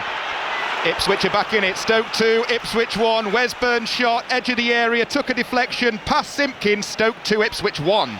And Portsmouth have got a goal back at Fratton Park. Portsmouth 1, Swansea City 2. I'm sure all those scorelines are of interest to a certain Chris Wilder, who we know is listening to our 5 Live commentary tonight. He's always been a man of taste. Yes, definitely. And he'll just be thinking, listen, if they win their games, they'll take its course. Yeah, there is, when I said about the chasing pack, one of those sides you would definitely have to say could easily still be Sheffield United. They're at Norwich tomorrow as the ball is played by Garcia. And that was selling Kubasi a little bit short from Bernal. He had to make the hurry clearance. Byrne with a back pass towards Ramsdale, and Ramsdale inside his penalty area will go long and direct, but that is one mighty kick, and it bounces straight into the arms of his opposite number, Johan Garcia. Charlie Slater watching Atalanta Bayern Munich. 52 minutes gone, it's Atalanta 0, Bayern Munich 4. They're just checking this for a potential handball earlier in the build-up, but it's brilliant from Luis Diaz, who finds Nicholas Jackson, who finds the bottom corner of the net. 4-0. Bayern Munich will play the winners of Real Madrid, Manchester City in the quarter-finals. We'll have commentary from the Bernabeu tomorrow night, but here we are live in the northeast. Newcastle United 0, Barcelona 0. We're in the 10th minute of this second period. Hansi Flick, animated as ever. Ramsdale has the ball at his feet. Doesn't have a short option at the moment. I'll tell you, he'd be disappointed, Hansi Flick. Barcelona, we were expecting a lot more. Well, I was, Ian, definitely. I was, the way they've been getting results in Spain, I was expecting them really to control the ball here and really make Newcastle work. But Newcastle have been a better side. Here is Asula battling us away for the ball. Elanga tries to help him out. In the end, it's Lopez who drops back, and his forward ball. Bernal towards Lewandowski, didn't have time to settle, and chasing after it there was Lamine Yamal going through the middle, rolled out by Ramsdale. Listen to that roar on Tyneside as Lewis Hall makes good ground on that left. His forward ball, Asula inside the area, the angle is tight, and the finish was wayward off his left boot, high into the Gallowgate end, 0-0. But the Newcastle supporters appreciate the endeavour and they appreciate the attacking momentum. Yeah, great tempo about it, but when he went to shoot Asula, he was nearly in the Gallowgate end. So I don't think he was going to score from where the angle he was. He got a little bit excited. I think the roar of the crowd made him hit it, but again, Newcastle very positive on the front foot. Newcastle United, who've gone 13 games without keeping a clean sheet. By and large, Ramsdale, his only scare was that one from Dan Burn in the first half. Mansfield Town are leading Reading by 1-0. Reading would move into the playoffs in League One. They were just outside at the start of play, 7th in the table. In fact, no, sorry, Mansfield 1, Reading 0, so that would be a setback to Reading. I read it wrong as I wrote it down incorrectly. 11 minutes into the second half here. Burn. Hall. Back with Dan Burn once again. And he plays the ball towards his goalkeeper, and now with Chow, who's right of the penalty area. First time ball from Trippier. Nice little dummy by Elanga. Nice link-up play with Asula, and Elanga bursts forward. Elanga in the area with a cross, saved by the goalkeeper diving forward 6 yards out. I'll tell you what, great bit of play by Elanga at Newcastle United, but if he gets his head up, where was the goalkeeper? He was nearly standing on the far post. He lost all his bearings. All he had to do was shoot the near post, and he scores. He seemed more intent on crossing the ball, didn't he? Well, that's what he was looking at, but the goalkeeper was in no man's land. He was running back, he was backpedaling, he was nearly at the far post, the goalkeeper. All he's got to do is shoot the near post. The rallying call from Eddie Howe was seize the opportunity. You could write yourself into Newcastle folklore. That opportunity still very much remains here for Newcastle United as Tonali is adjudged to have fouled Pedri. He's got to be careful with any dissent, bearing in mind that he ran the ball away early, which got him to a yellow card, and he hasn't thrown it in the direction where the free kick was committed. And there was a forceful shrill of the whistle there by the referee, as then Ramsey with a push on Lamine Yamal. That one goes unnoticed, surprisingly. The referee then almost gets in the way of Joe Linton. It's firing at the crowd, and it's still 0-0. Barnes with a chance to run at Araujo. Asula, his movement has given Newcastle a lot of options. Here he is now, left-hand side. Plays it back. Hall. Barnes, left corner of the area. Barnes Burns with a shot straight at the goalkeeper at his near post, gathers it in safely. It's just that final ball, isn't it? The decision making in the final third's not been good enough, whether it be Elanga, Barnes, Asula. They've just not picked anybody out, and I've got to say they don't get enough players. This time they did have 3 in the box, but he couldn't pick anybody out. He decided to shoot. But Newcastle have been the far better team. They're on top all the time. Barcelona can't get going. No, they can't. This is the Barcelona side that actually I saw at Chelsea earlier in the league phase. There's Ramsey to Elanga. Elanga again, right-hand side. Angle is tight. Angle was eventually then cut out and cleared by the Barcelona defence. That was a nice touch by Fermin Lopez. He's lifted it over the head of Trippier, who's struggling to get back. Fermin Lopez runs forward. It's 4 against 3 in Barcelona's favour. Rafinha, left corner of the area, cuts the ball back. Yamal towards Lopez. He's out of gas. He just fell back. He was exhausted after the initial run, and now Lewis Hall can power forward over on that far side, over the halfway line, and still he goes, and his cross won't reach Asula. It might reach Elanga, but Cancelo has to concede the corner kick. Newcastle United with the supporters right behind them, putting pressure on Barcelona 0-0. I tell you what, Ian, you sniff it. Barcelona are not on their game. Listen, as simple as that. They've been very, very poor, and I'm being nice to them here, by the way. Newcastle have been all over them, but they just haven't got that final ball. Wigan 0, Plymouth 3, Fleetwood 2, Cheltenham 2, and Ipswich Town have got a goal. Ipswich Stoke 2, Ipswich 1 is a latest score in the Championship. In fact, it's just a correction. It's now been classed as an Eric Junior Bucat own goal. That's why it's just flashed up on the video printer. So it was always Stoke 2, Ipswich 1. It's just a correction of the goal scorer. Right, we're up to date. 0-0. 5 Live Sport, nearly an hour play. In front of the Gallagate end, Trippier to take the corner kick near side the right. Chow at the far post rises, comes off his head. Pedri with Chow towering over him. And the diminutive midfielder was dispossessed, but then it rolls away off the German, and it will go out of play for a goal kick to Barcelona. I'm surprised Barcelona haven't made any substitutions. You know, there's not one. I think Pedri's done really well. The back four's just held them together a little bit, the team. But going forward, nothing. Alvarez has got a 5th goal. Atletico Madrid 5, Tottenham Hotspur 1. We've got commentary of that on Sports Extra. We will dip into the Sports Extra commentary when we can to hear news of that goal, as Salford City are leading Walsall by 1-0 in League 2. You're up to date. Murphy's going to be coming on. He's getting his final instructions from Eddie Howe as Lewandowski battles for the ball, wins it, gets it out towards Rafinha. Lopez going through the middle. Lamine Yamal and Marks, edge of the area. Here he is, the teenager. Byrne, though, closes him down, gets a foot into the challenge. Lamine Yamal will pick it up, sends over a cross, and Byrne's got to react to head the ball up rather than behind, and then almost dropped in.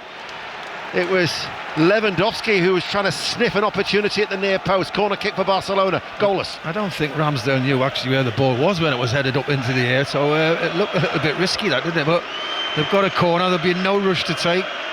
They're trying to take this thing out of the game, Barcelona, because Newcastle's all over them. There they are, and it's going to be Rafinha who's going to take that corner kick right-hand side. Fermin Lopez has gone across as the short option once more. That's been a deliberate ploy throughout the night, even though they have not utilised it on too many occasions. In comes the in-swinging corner, and it will be a goal kick as we go and drip into our Sports Extra commentary of Atletico Madrid, Tottenham with John Murray. And the Metropolitan here in great voice again, because Atletico Madrid have just scored their 5th goal on the counter-attack, seconds after Oblak save from Richarlison, a brilliant touch from Griezmann, and Alvarez ran from 10 yards inside his own half, outpacing the Tottenham defenders, passed it past Vicario. It's 5-1 now. Thank you, John. John and Paul Robinson tomorrow will be in the Bernabeu. We'll have commentary of Real Madrid against Manchester City. 0-0 still here, 62 minutes played. Another goal at Wrexham, Nathan Alban. And this time a goal for Wrexham. Wrexham 1, Hull City 2. Cross to the back post, tapped in by Wales international Nathan Broadhead. 15 to go. It's Wrexham 1, Hull 2. 8 o'clock kick-off. We're on until 10:30 here on 5 Live when Tony Livesey takes over. We'll bring you all the reaction. Remember, Liverpool lost earlier today 1-0 against Galatasaray. There's a coming together between Byrne and Lopez. Referee will just let the play continue. Byrne actually fell over. Lopez had been knocked to the floor. And then it's Hall at the left back to that far side for Harvey Barnes. So Murphy will be coming on. I wonder when or if we will see Anthony Gordon. Well, if it doesn't come on at the minute, you would say for Barnes or Asula, wouldn't you? Asula's put a massive shift in. He doesn't play that many games, does he? No, he doesn't. So he'll be feeling it. I would say they'd probably give him another 5-10 minutes. Well, the 22-year-old, it's only his second start in European competition, but with his movement, he's done very, very well. He's been a real nuisance. He's just shrilled out there, a massive shriek that I could hear, and he's gone charging through the middle. And Trippier actually apologises to him because Trippier hadn't picked out the run, and instead Newcastle have gone back. His movement's very good. He's very quick as well, isn't he? But he doesn't play enough, does he? No. I mean, this is his 45th appearance since he arrived from Bramall Lane, where the aforementioned Chris Wilder would know him very, very well from his time at South Yorkshire. But I mean, that goal against Manchester United, everything about it was just pure quality. Very good. Garcia has the ball inside his D of his penalty area. The Barcelona keeper downfield. Hansi Flick isn't happy because they're suggesting that Lewandowski was knocked to the floor by Byrne. Now they're not happy. The referee, I guess, is being consistent in that respect, Marco Guida. As here is Ramsdale in the penalty area away towards our left-hand side. To Byrne. Byrne, the option going back to his goalkeeper was cut out by Lamine Yamal. Barcelona pressing, but Joe Linton and Ramsey, then they lose the ball in the midfield. It doesn't quite reach Lopez. A little touch by Chow and Hall. Really a big fan of Lewis Hall. Every opportunity looks to get forward at left back. He's gone powering ahead of Barnes. There's the return ball. Hall then with the cross. This is Ramsey, couldn't control it. Falls to Tonali. Tonali with a volley. Joe Linton might have a go. Tonali beats him to it. Takes a deflection and loops up in the air and is gathered in by Garcia. I'll tell you what, Newcastle here.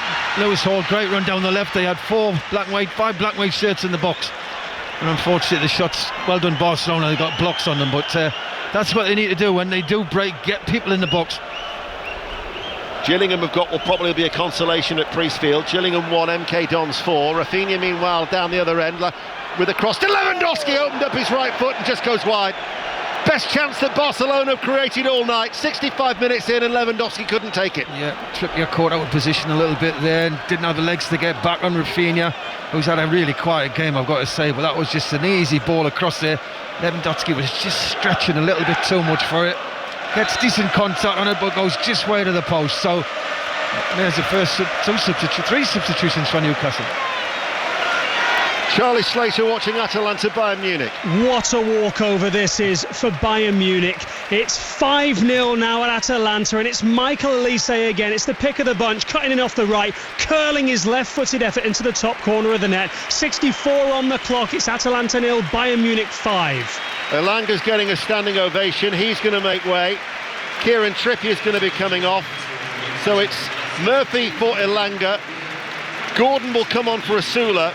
And Livramento, who made his 100th appearance for the club, will come on for Kieran Trippier. That's the triple change. Chris Waddle. Yeah, well, I think Asula's put a terrific shift in, as they all have. Newcastle players tonight have done really well. They deserve to be in the lead for me, but they just haven't had that rub of the green in front of the goal, but they've definitely been the better team. We're almost midway through the second half, and so for Anthony Gordon, his 16th appearance tonight takes him past the late Gary Speed, and only Shay Given has played more Champions League football now for Newcastle United than Anthony Gordon, with this his 17th appearance in the elite competition. Cancelo is going to get booked. Cancelo, listen to the roar for that yellow card. It was just a needless trip on Murphy. A welcome to the game, and actually Murphy's feeling that. He's not actually got back to his feet. Cancelo is booked. Yeah, well, the referee, I don't know how many tackles you need before you get a yellow card, but I've lost count. Well, that's the first one for Barcelona. He joins Tonali in the book. Stoke City 2, Ipswich Town 2. Lee Blakeman. And Ipswich, from 2 down at half-time, are level. Long throw, cleared to the edge of the area, fell to Jack Taylor, shot into the ground, into the bottom corner past Simpkin. It's Stoke 2, Ipswich 2. Thank you, Lee. Ramsdale with the free kick. Byrne has gone up from the back, flicks the ball on. Gordon lays it out towards Barnes. Barnes left-hand side of the area. Barnes couldn't beat the first man. It was blocked. It'll go out towards that far side. Lamine Yamal keeps it in play, but then gives it back towards Barnes. It's played down the left. Gordon and Barnes are both drifting towards that left-hand side. And we're going to see Danny Olmo and Marcus Rashford coming on. Meanwhile, in comes the cross and the volley. Slightly behind him from Murphy, left-footed. Couldn't keep it down into the Gallagate end. And that will be a goal kick, still 0-0. Well, they've had the chances in, haven't it? Like, let's be honest. Some of them have been half chances, but on another day they go in. But they've definitely been the better side for me, and they deserve to be in front.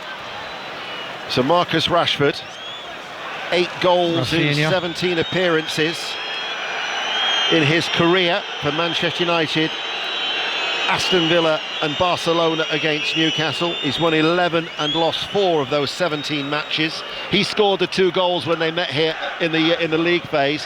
He's going to be coming on, and it will be Danny Olmo. So he will come on for Robert Lewandowski, and then it was Pedri who's come off for Danny Olmo, a Euro winner, of course, with Spain. 46 caps.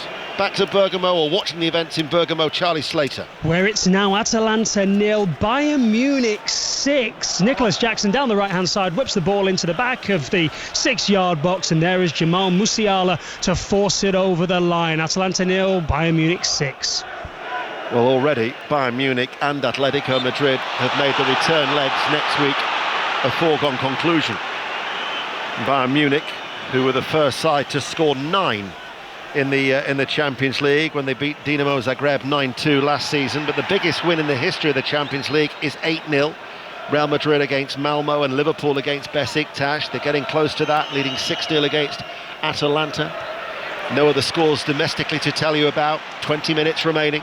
Champions League action live here on 5 Live. Exclusive national radio commentary here at St James's as Yamal falls over. Referee though will give the free kick. Looked a little soft. Yeah, it was a little bit, yes. But the referee, he's 3-4 yards away from it. He had a better view, he's decided to give it. But Barcelona just cannot put 3 passes together. And that credit to Newcastle, the tempo they're playing up. It would certainly set up a fascinating second leg in the Nou Camp next week. Although their form since they returned back in November, they've won all 11 matches at the Nou Camp after a 2-year absence, with an aggregate score of 34 goals and only 5 against. That would be a little perturbing for Newcastle United. The Newcastle supporters would travel out at still knowing that they're in the tie.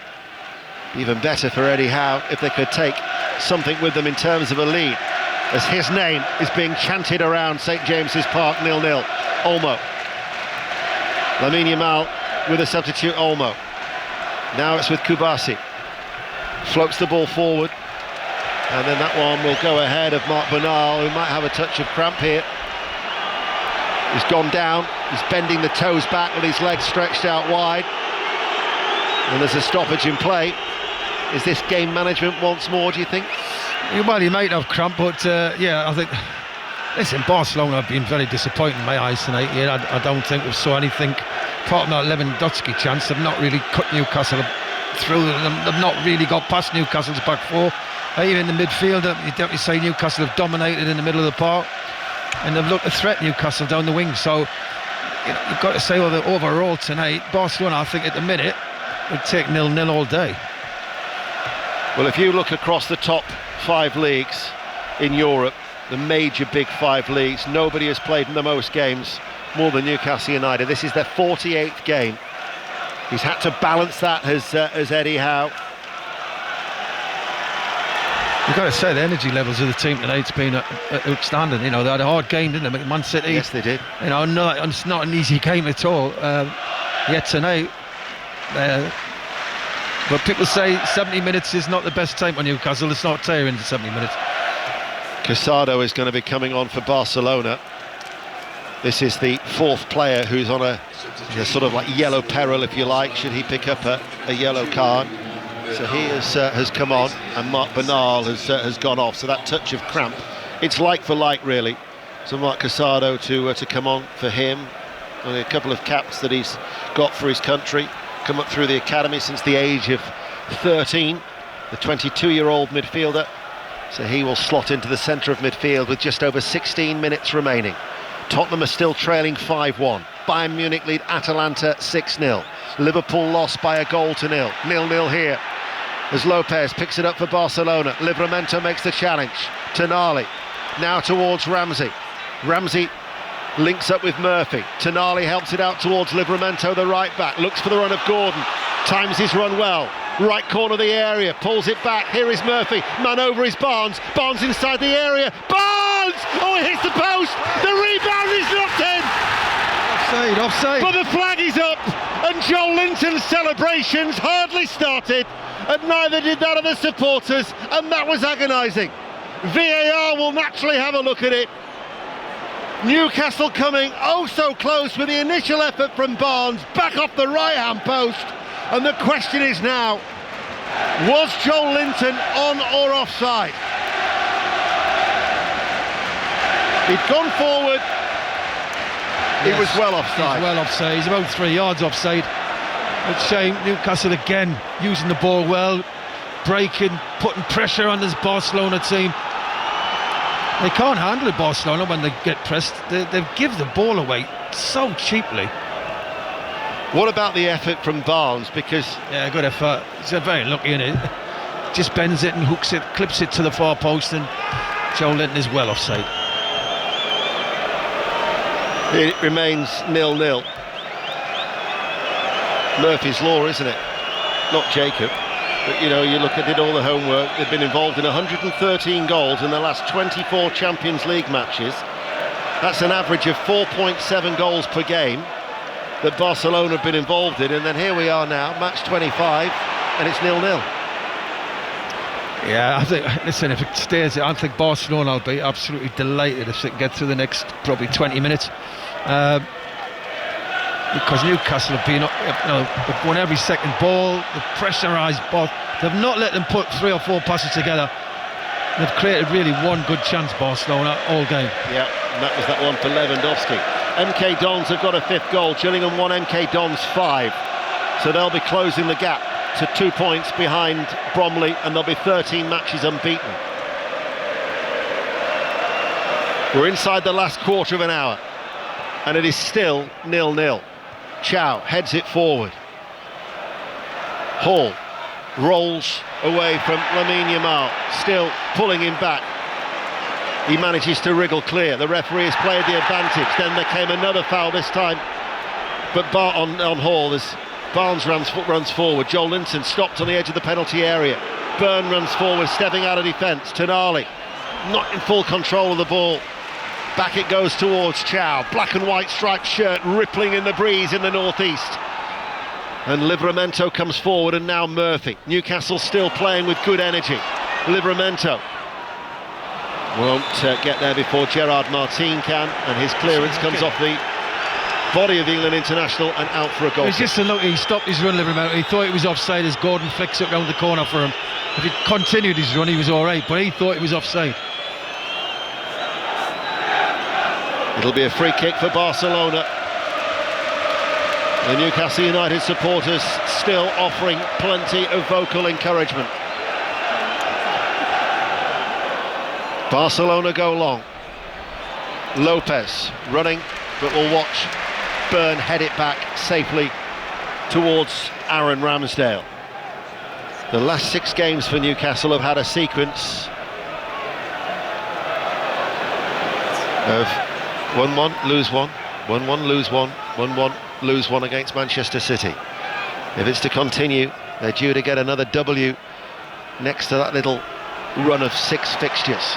They still believe here inside St James's Park with 12 minutes remaining.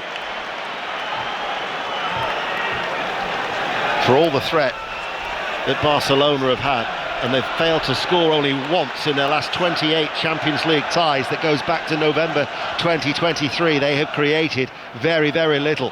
Gordon couldn't get the ball out to Livramento. They're appealing for handball. Ball clipped forward then, and then Chow will find Livramento, and then it goes back towards Ramsdale, who hoists it out, held up a little bit in the wind that is certainly picking up. Newcastle playing into the wind. Hall looks for Barnes, looked offside. Barnes enters the area. Barnes comes inside, shot blocked.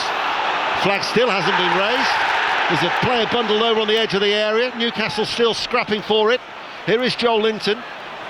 Hall on the overlap. First time cross, and skied behind by Gerard Martin, who berates the assistant referee for not raising his flag.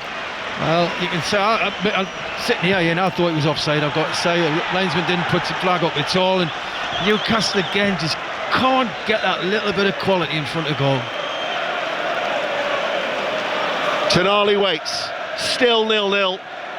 11 minutes of normal time remaining. Barcelona feared the set pieces. Newcastle haven't really caused enough chaos with the set pieces yet. Tonali now with an in-swinger. Headed on the edge of the area by Hall. Off the chest by Joe Linton. Laid off towards Tonali. Runs into the penalty area left-hand side. Along the ground, slides it in. Ramsey's first-time effort. Left-footed. Took a deflection on its way through. Another corner kick. Newcastle on top. They're finishing very strong, Newcastle. There's still a long way to go, I'm saying, in this game, but Newcastle have been excellent today, apart from putting the ball in the goal. Atletico leading Spurs 5-1 in Madrid. Bayern Munich is 6-0 up in Bergamo against Atalanta. 0-0 here. Newcastle United hoping that they can get the goal that their play warrants. In comes the corner kick, fisted out two-handed by Garcia. And Livramento takes no chances and will go back towards Ramsdale. 6 yards outside the centre circle of the Newcastle half. It's a flat forward ball. Headed away by Martin. Rashford plays the ball back to the central defender, who's got time to control it on the edge of his penalty area. We're inside the last 10 minutes now on 5 Live. Olmo just tries to slow it down, because at times the pace has been frenetic. Yeah, Barcelona have found it really hard. They like to play their own game, don't they, tempo, by keeping possession and waiting. Give Newcastle credit, they've got in their faces. Rashford looks to make the run. Gets in behind Chow, left-hand side of the penalty area, but the cross is too strong. And Lamine Yamal had made a run in from that right touchline, although he does actually retrieve it over on that far side, and then plays it now towards Casado. Watford have got an equaliser at Sheffield Wednesday. Sheffield Wednesday 1, Watford 1, and that was the 90th minute. How frustrating must that have been for every Sheffield Wednesday supporter to end that run. Well, at least they're going to end the run of 14 successive defeats. But that elusive win, so close, and yet Watford, who are 9th in the table, might get a point. Leicester City 2, Bristol City 0 is how it's finished. Wrexham 1, Hull City 2 is another full-time result, as Rashford stabs it into the path of Olmo. Lifts it high. Rashford controls the ball, keeps it in play on this near side, the left. Just over 8 minutes remaining. Here is Cancelo, the left back for Barcelona, and now towards Araujo. Araujo goes wide. Lamine Yamal waits. Now Barcelona have committed every orange shirt inside the Newcastle half. I can't recall the last time that Newcastle had everybody back so deep, such as the way that Barcelona are now able to have a sustained spell of the ball. And that tells you everything, the way that Newcastle have approached the second half in particular. Yeah, they've put so much effort in. I've got to say, they've had to drop off. They kind of keep pressing. The tempo they've played at tonight's been amazing. Here is Araujo, and Barcelona go back, and I think we're going back to Madrid, where there's been another goal. John Murray. Another goal from a mistake, but it's another Tottenham goal. Oblak passed it straight out to Porro, into Solanke. He scored, and it's now Atletico Madrid's 5, Tottenham 2. Commentary then continues on Sports Extra as we get the full-time score at Leicester from Sarah Mulkerrins. The hosts are out of the bottom 3. It's ended Leicester 2, Bristol City 0. Sharp in attack. Ben Nelson and Abdul Fatwa had put them 2-0 up in the first half. Emil Rees, he had a penalty saved for the visitors after the break. They struggled to find quality up front. They dropped to 11th. It has ended Leicester 2, Bristol City 0. Full-time at Wrexham, Nathan Albon. Full-time Wrexham 1, Hull City 2. Hull win it through Joe Gelhart's free kick and a header from Lewis Kumas. Hull look like top 6 certainties now. Full-time Wrexham 1, Hull City 2. And Lincoln might well be extending their lead at the top of League One as it's over between Barnsley and Cardiff. Sunny. Barnsley 1, Cardiff 1. Colwill's opener cancelled out by Ollie Banks. 30-year-old David McGoldrick outstanding, but he missed a huge Barnsley chance. And with Lincoln winning, it gives them a 4-point lead at the top from Cardiff as it stands. Barnsley 1, Cardiff City 1. Yep, Lincoln still 1-0 up at Exeter City. 0-0 here. Barcelona are attacking. Rashford, edge of the area. Rashford cuts inside, right-footed shot, takes a deflection, bounces up in the air. There was a push there on Byrne. Lopez trying to get the shot away. The referee spotted it. Definite push, and the referee did spot it eventually, but Rashford should have done a lot better there. Gets the ball inside the box, he's trying to get onto his right foot, he goes across, touch. He should have hit a lot earlier. Portsmouth are still unable to drag themselves away from the threat of relegation. They've been beaten at home by Swansea City. Portsmouth 1, Swansea City 2 is a full-time score. Wigan 0, Plymouth 3. It's over in League One, as it is at Doncaster. Doncaster 1, Luton Town 1, and Mansfield Town have beaten Reading by a 0-0 also in League One. We have got 6 minutes remaining of normal time. Newcastle United 0, Barcelona 0. Live here on 5 Live Sport. Ramsdale to take the free kick inside his penalty area. Right-footed. Maybe a little trip there on Joe Linton. Headed away by Araujo, picked up by Lamine Yamal. Lopez has got space to run into. He darts forward now. Rashford to his left. Rashford 30 yards out from goal. Steadies, sends over a cross. Araujo can't get there first, goes out for a goal kick. Just had a couple of occasions here in the last 5 minutes, Barcelona. They've just started to get a little bit more possession. Newcastle have put a terrific shift in, have just slightly come off the pace.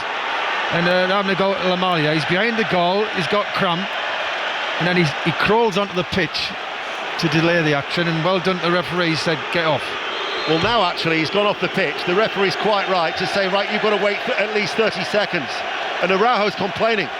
Yeah, but that's quite right. He's right, he should never have crept back on. Now he tells him to come back on, and Newcastle with Chow are midway through the Newcastle half. Here is Tonali. Willock's going to be coming on for the closing stages. We've got less than 5 minutes remaining. Ball goes out to Livramento on this near side. Still it is goalless here on 5 Live. Here is Tonali. Barcelona are going to respond by making a double change, so we're going to have quite a little bit of added time. Murphy with the cross. Barnes arriving. Harvey Barnes stabs the ball in despite the best efforts of Garcia, and Newcastle United have got the goal that they thoroughly deserve. They've had to be patient, but 4 minutes from time, Harvey Barnes with the breakthrough goal. Newcastle United 1, Barcelona 0. Well, I've got to say, and they've thoroughly deserved it. The performance they've put in tonight definitely deserved it. I think it's Rafinha who's back at the far post, so falls asleep as Barnes just comes in. Rafinha's not looked round him, doesn't see where he is, and it's a simple goal for Newcastle United. But Barcelona, I've got to say, Newcastle deserved it. Harvey Barnes, who's having his best ever season for Newcastle United with his 14th goal. And I'll tell you what, that all stems from Araujo being out of position, the right back. Yeah, and Rafinha filled in for him, but Rafinha was sat ball watching as the cross comes in. He doesn't even know where Harvey Barnes is, and it's a simple goal. But as you say, he deserves that. They're trying to waste time. Yeah, that's a lesson for everybody. You get your time waste, then that's what can sometimes happen. I don't think that Willock is going to come on now. No. That was the change. They've clearly thought otherwise about it, but Barcelona are going to make a change. There had been a check for VAR throughout that, but the goal will stand. Ferran Torres is going to be coming on. He's got 8 games without a goal. It's his worst spell since he went 13 without since January 24. Scored 4 goals, including a hat-trick in 2 games against Newcastle during his time at Manchester City. He replaces Fermin Lopez, and then the other change is going to be Xavi Espart, who's coming on for his debut. He's an 18-year-old defender, versatile, can actually play in midfield as well as defence. And Espart comes on, and it is Araujo who has gone off. 29 years after they last beat Barcelona, and Newcastle United, after 4 successive defeats, are looking to register another win. Eddie Howe has been vindicated in his assertion that they can compete with anyone here at St James's Park. And make no mistake, they deserve that goal. Listen, they've made Barcelona look very, very ordinary tonight, I've got to say. They've thoroughly deserved it. It should have been more than one, to be honest. They had to be patient. The 86th minute for that Harvey Barnes goal. It wasn't as sumptuous as the headers of Asprilla back in 1997, but as far as a feel-good factor for any Geordie, they celebrated wildly. You've got to think, Ian, Barcelona will be a lot better in their home place. Yeah. You know, and 1-0 is a great advantage. They're still well in this tie. Torres slipping, sliding, losing the ball. If Newcastle now could just get a second, what it does set up is make a date in your diary for a week tomorrow. 5:45 commentary at the Nou Camp. Barcelona against Newcastle United. It'll be live on BBC Radio 5 Live, and here comes the change for Joe Willock.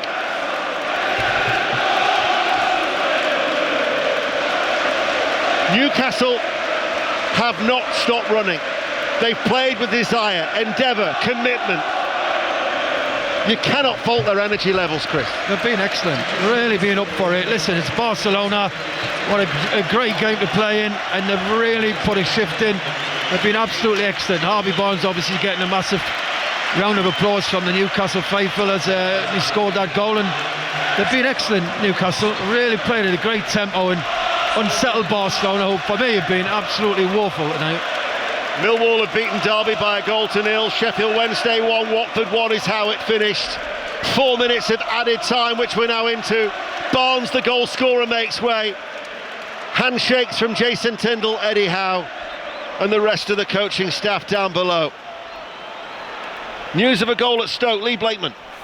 Stoke 2, Ipswich 3, comeback complete. George Hurst shot, edge of the area, bottom corner. Stoke 2, Ipswich 3. Gordon battling for the ball, Byrne is there, little shot comes in as well. Here is Willock to Ramsey, left-hand side of the area. Stoppage time and Newcastle leading by 1-0, still want more, in comes the cross, headed out by Kubasi. Livramento winds up, and that was blocked by Ferran Torres.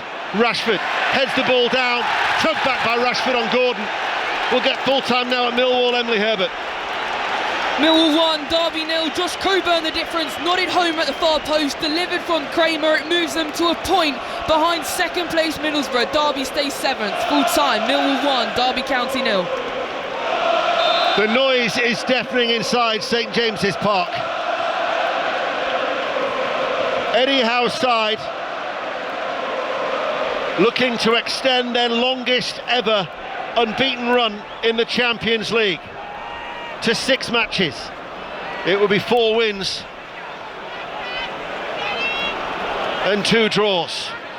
They will have something protect as it currently stands. 1-0, Tonali with a free kick, floated, downward header by Chow. Rashford lifts the ball up in the air.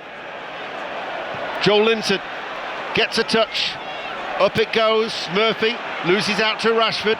Cancelo plays it forward, Livramento with a shout, cushion header.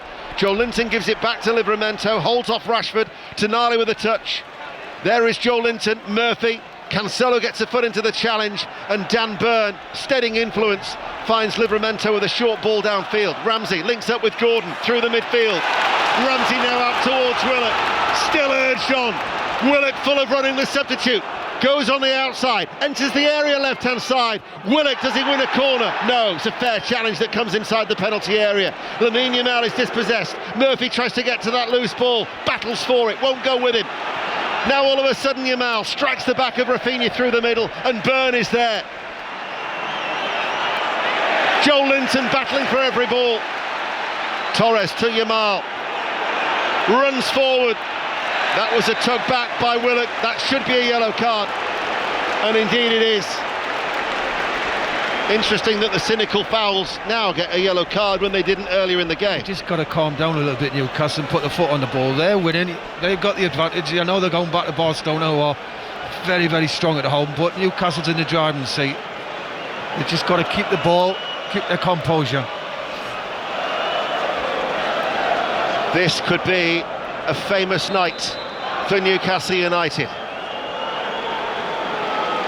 to take a precious lead to the Nou Camp for a place in the quarter-finals of Europe's elite competition. Rashford with a free kick, headed out by Chow, edge of the area, Olmo for Barcelona. Tonali thought it struck the hand of Tonali. The referee says not. He plays the ball inside to Gordon. Gordon in the centre circle now, looks for Tonali, but Tonali's dead on his feet. He can't chase after that. By my watch now, we're inside the last 10 seconds. The whistles inside St James's Park are deafening.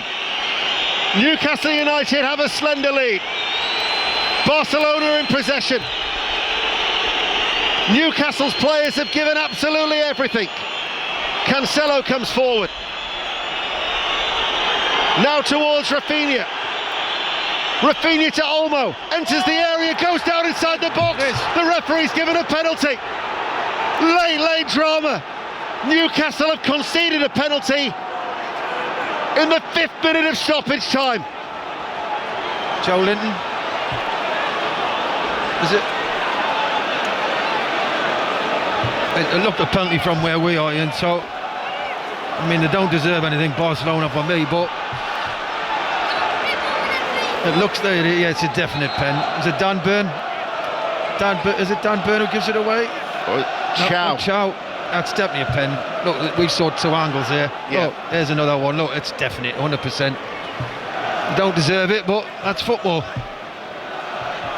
Chow with a left leg, catching Dani Olmo. And you can... The disappointment here for Newcastle United.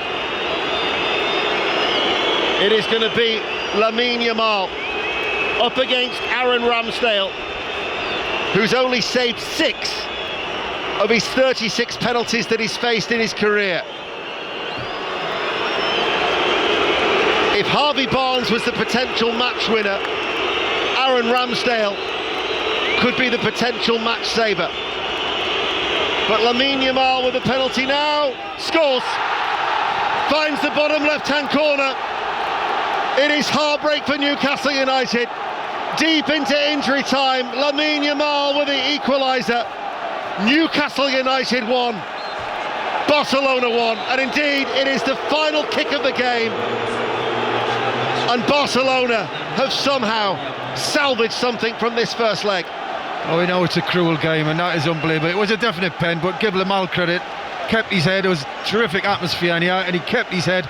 Sent Ramsdale the wrong way, but they didn't deserve it. Newcastle deserved the win. A draw. I mean, they were saying, why are you playing so long? They were whistling to end the game. There was a pen, and he takes it.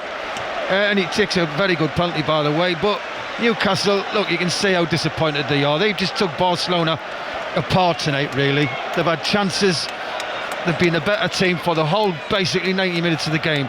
So it's very disappointing. You can see how, look at the players. They're devastated. But Barcelona usually get out of jail card.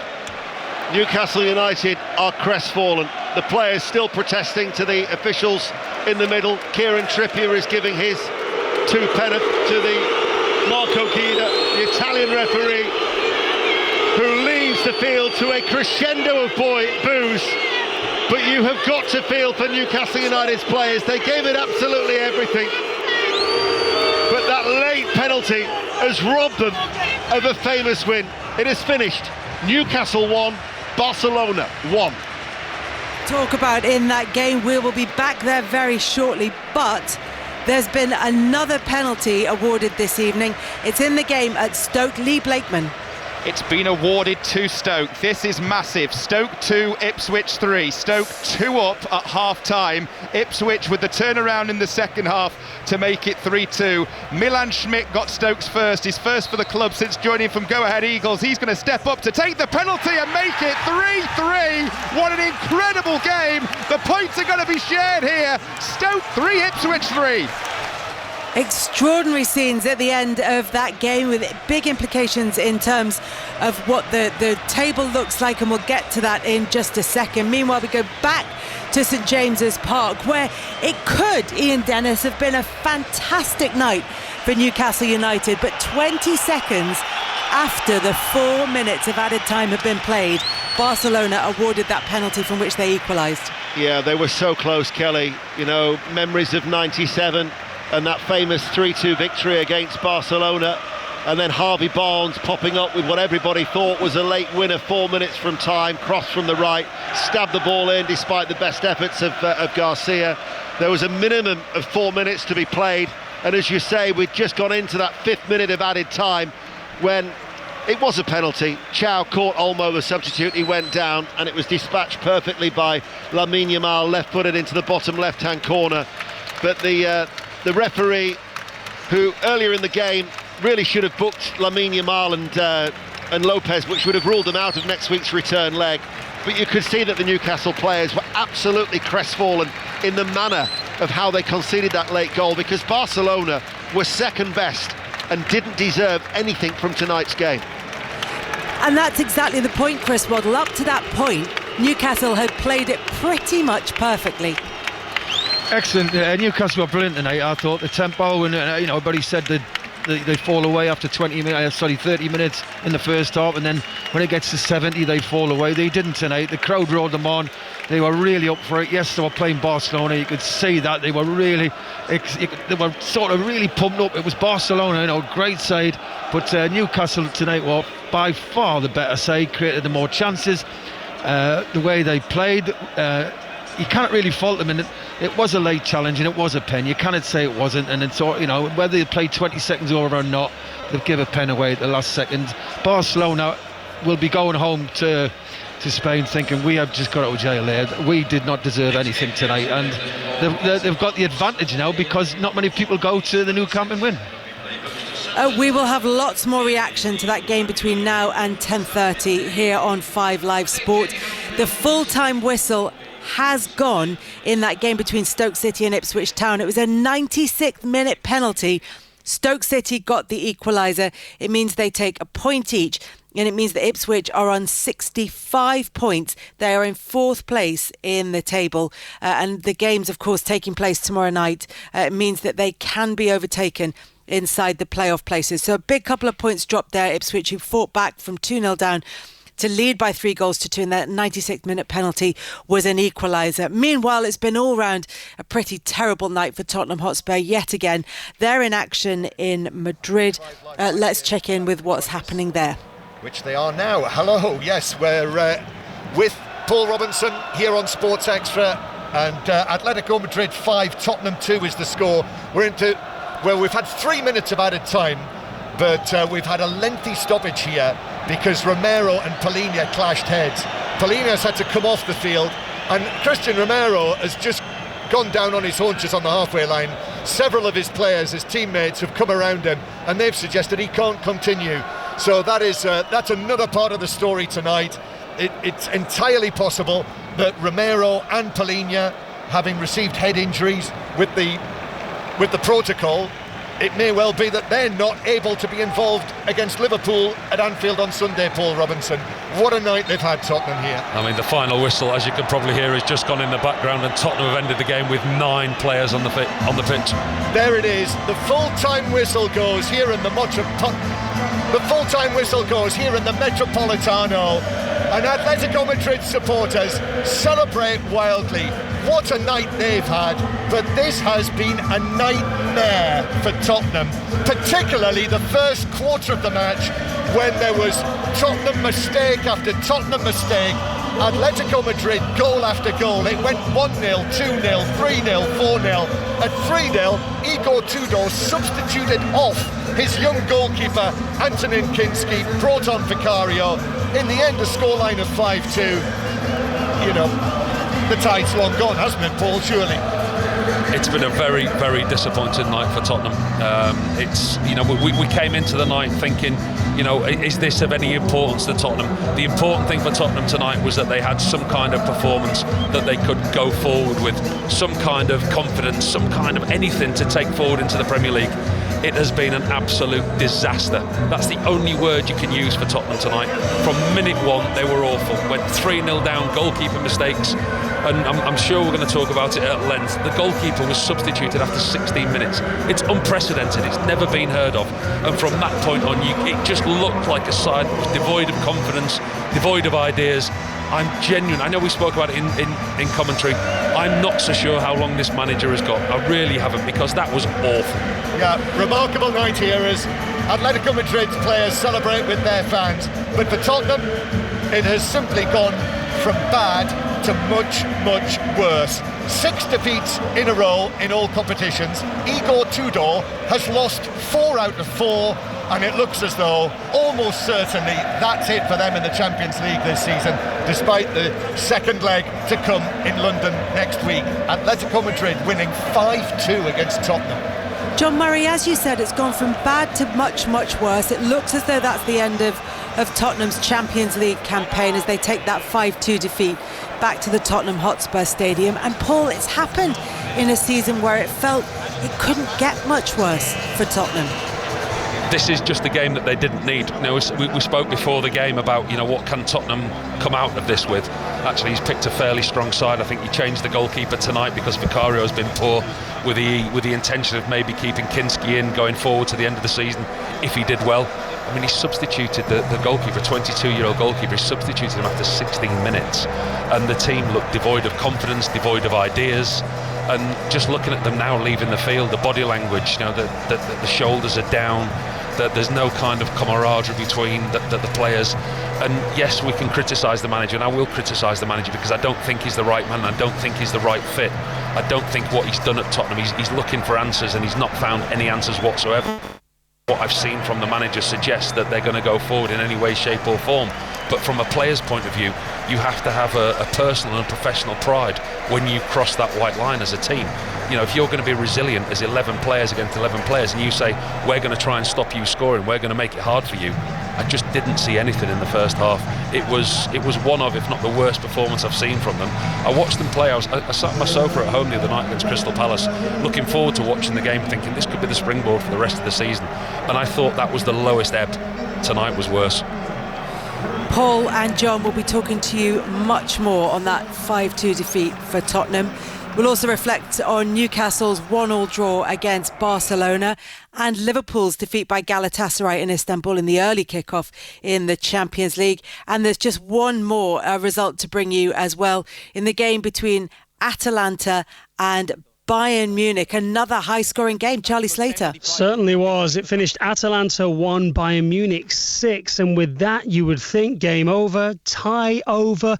The Italians scored a stoppage-time consolation through Pulisic, but Bayern tore them apart all night. Goals from Stanisic, Gnabry, Jackson, Musiala, and a brilliant brace from Michael Olise sees them as good as through to the quarter-finals, where they'll play the winners of Manchester City or Real Madrid. It's finished in Bergamo. Atalanta 1, Bayern Munich 6. There is a lot to digest this evening, and we will do that between now and 10:30. But first, the latest BBC News on 5 Live with Nick Hatfield. The voice of the UK. This is BBC Radio 5 Live. Good evening. More explosions have been heard in Tehran after the US Defense Secretary Pete Hegseth said today would be the most intense day of US strikes on Iran. Donald Trump's press secretary told reporters the war would not end until Iran's complete and unconditional surrender. Meanwhile, the White House says the US Navy has not escorted an oil tanker through the Strait of Hormuz. Earlier, the US Energy Secretary Chris Wright claimed it had. His social media post saw a drop in the price of oil before he deleted it. MPs have voted in favour of plans to reduce the number of jury trials in England and Wales. The Courts and Tribunals Bill, which is aimed at tackling court backlogs, will now go to the Lords. 10 Labour MPs voted against the government's plans, with a further 90 failing to record a vote. And the main train station at Glasgow Central will remain closed for the rest of this week after a large fire that destroyed a neighbouring building. Services from the smaller station are expected to resume tomorrow. 6 Music. Devote your mornings to music. Nick Grimshaw. Let 6 Music deliver us from grey skies with the best sounds in the world. And grace us with some incredible artists. Nima is with us this morning. It is my favourite record of mine. It's a banger. As we ascend into the day ahead with music beyond the mainstream. Nick Grimshaw on BBC Radio 6 Music. Just say, play 6 Music. This is 5 Live Sports, the Champions League with Kelly Cates. Listen on BBC Sounds. It's been a busy night in the last 16 of the Champions League. We'll get to Newcastle's 1-1 draw at home to Barcelona, including a late penalty, and Galatasaray's 1-0 defeat of Liverpool before 10:30. But there is only one place to start, and that is in Madrid, where Tottenham Hotspur's nightmare run continues. They've been beaten 5-2 by Atleti. Spurs were 4-0 down after 22 minutes. John Murray and Paul Robinson were watching. John, in a season of lows, this was a new bar. And that was the operative word, Kelly. You used it. This can only be described as a Madrid nightmare for Igor Tudor and his beleaguered Tottenham team. As in the opening 20 minutes, Spurs made mistake after mistake as Atletico scored goal after goal. Llorente, Griezmann and Alvarez all found the net. Young goalkeeper Kinski, playing for Tottenham for the first time in the Champions League, made errors for 2 of them, and to astonishment all round, was substituted in the 17th minute by Igor Tudor, and Vicario was brought on, but it wasn't long before Normand scored past him. That was 4-0. Now, Pedro Porro did get a goal back before half-time. It went 5-1 in the early stages of the second half, when Oblak made a crucial save from Richarlison at one end, and then Alvarez on the counter-attack ran through to make it 5-1. They did get another one back through substitute Solanke. 5-2, the absolute minimum really that Tottenham needed. But in their position, Tottenham, having lost 6 matches in a row, having lost 4 out of 4 under Igor Tudor, the horses bolted. They're surely heading out of the Champions League in the round of 16. Paul, the moment that really sticks in the mind from that game is the moment when Antonin Kinski was taken off so early on in the game. David De Gea went on Twitter and said, X, and said, no one who hasn't been a goalkeeper can understand how difficult it is to play in this position. Keep your head up and you will go again. He's a young goalkeeper, 17 minutes in, he's made a couple of mistakes and he's off. Yeah, the manager certainly hasn't helped his case. I can understand exactly what David Ray is saying. Nobody will understand where he is, and there's nobody that knows you've made a mistake more than you as a goalkeeper. And unfortunately, it's a very, very lonely place, and that has been highlighted and it's been magnified by the manager making that substitution. And us talking about it now, we're not going to be the only media outlet talking about it. It's going to be talked about worldwide that the manager's substituted his goalkeeper after 16 minutes. And that for him will be soul destroying. He's probably sat in the dressing room for the rest of the first half. I wouldn't be surprised if he wasn't in tears in that situation. It's a really difficult thing to have to handle. But actually, I think it's a very selfish decision from the manager, because he knows that he's not here for long. He's making decisions that he thinks is going to keep him, 1, maybe in a job, or 2, Tottenham in the Premier League, and performances are going to turn round. And it was a very selfish decision as a manager. Actually, when you rewind the clock, I think he brought Kinski in tonight because Vicario has been poor. Vicario has made errors that have led to goals, and he's cost Tottenham points in the league of late. And I think that he brought Kinski in tonight thinking that if he does okay or he does well, I've got an excuse to keep him in now till the end of the season. and then he reverted on that decision very, very early on in the game. And I spoke to John during commentary. I've never seen that in my playing career, my broadcasting career. I've never seen a manager substitute a goalkeeper so obviously because of the mistakes that he made.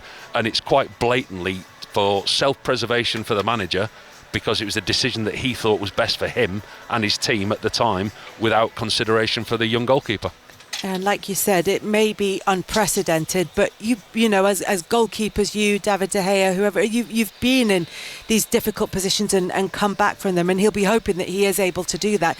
The question, though, is whether the team as a whole can come back from this, because there are more experienced players in there, and yet it felt as though none of the performances were anywhere near the level that they would expect. It's just everything is so low on confidence for a start.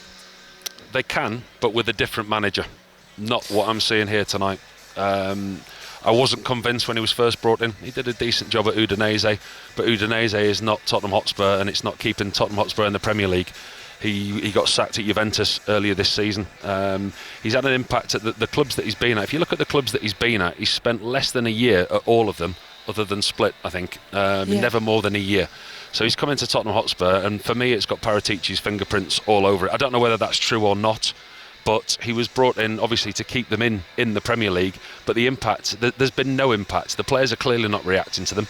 They were to him. They were a team that were devoid of confidence tonight. He's come in against Arsenal in his first game. He's played three at the back, played Paulinho as a right-sided central defender of three, they don't play a back three, so that didn't work. So then they went to Fulham, they reverted to a back four, and he played Archie Gray at left back. That didn't work, so he made 3 substitutions at half time against Fulham, and he's come here tonight with a different system, different personnel. It just looks to me like he's trying to find answers. He's trying to find he's trying to understand his players and find a formation that works. And I don't think he understands the magnitude of the job that he's taken on, and he's not the right man for the job. He's just not the right fit. He made the decision, Kelly, to substitute Kinski. Although it was interesting at the time, several of the Tottenham players came across to the young goalkeeper as he was running off the field. So Romero came across, I think Pedro Porro came across, Archie Gray as well. It was like fatherly figures, wasn't it? Yeah. It was almost like they felt sorry for him, they look after him. Yeah. It was like, can't believe he's done that, but hey up. I was just thinking, Kelly, it definitely have an air of the torrid and terrible time that Loris Karius had for Liverpool when he played in the Champions League final, remember? And I think as it then transpired, it actually ended up with concussion, remember? John, in all your years that you've broadcasted and that you've presented, have you ever seen a goalkeeper substituted so obviously because of a mistake? Well, the only thing I'm thinking of is when Sarri tried to substitute off Kepa Arrizabalaga, which was obviously for the penalty shootout, and he refused to come off. You know, it probably falls into that kind same. You put it under the same heading, Kelly, possibly. Yeah, it was a really, really difficult, just 17 minutes for Kinski, but a difficult night all round for Tottenham. And the Spurs fans at home have certainly made their thoughts felt on the way this season's going under whichever manager has been in charge. BBC Sports Spanish football reporter Elizabeth Conway spoke to the Spurs fans who were in Madrid. They left the ground early and she asked them what's going wrong. There's such a disattachment from the club and the fans. I mean, there's something that needs to change, and the manager has to go tonight. End of story. The keeper should not have been thrown in there. The players don't know what it means to play for that. Not one Tottenham player that has come through Tottenham. In our eyes, we're already down. Tudor has to go tonight. Personally, I don't think it's the manager's fault. I think you can bring in any manager in the world, and it won't make a difference. I was going to say, who replaces him? No one. No one will replace him. Apparently, Pochettino's here tonight. He will be laughing. Ryan Mason. We've got Ryan Mason, Tim Sherwood, Pochettino, all these people who say they care about Spurs. Do they? Well, come back and show us. So if you had to blame anyone, is it difficult to pin the blame? The owners. It's got to go higher. Tudor, he should never have got the job. I mean, at the end of the day, it wasn't too long ago we were in a Champions League final, and we didn't build from that. We had so many opportunities. We have a wage cap. We need to build on it, and that's it. Chris Waddle has been listening to that as well. Chris, I know that you've been watching Newcastle in action tonight rather than watching this Spurs game, but you've seen enough of them this season to know how that's been going, to know how the Spurs fans have been reacting to that, and to hear what Paul Robinson said, that there's no way that Igor Tudor, he thinks, can go on as Spurs manager. He's only been in charge for 4 defeats. But does this situation seem like one that he can rescue them from? Not at the minute, no. If you look at it, no. But who can?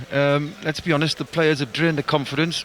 The players should stand up. You've got people like Romario now, who won the World Cup. He's captain of the club. You've got players who are international footballers at this club, and they don't do anything really. The change room obviously mustn't be as close as people say it is.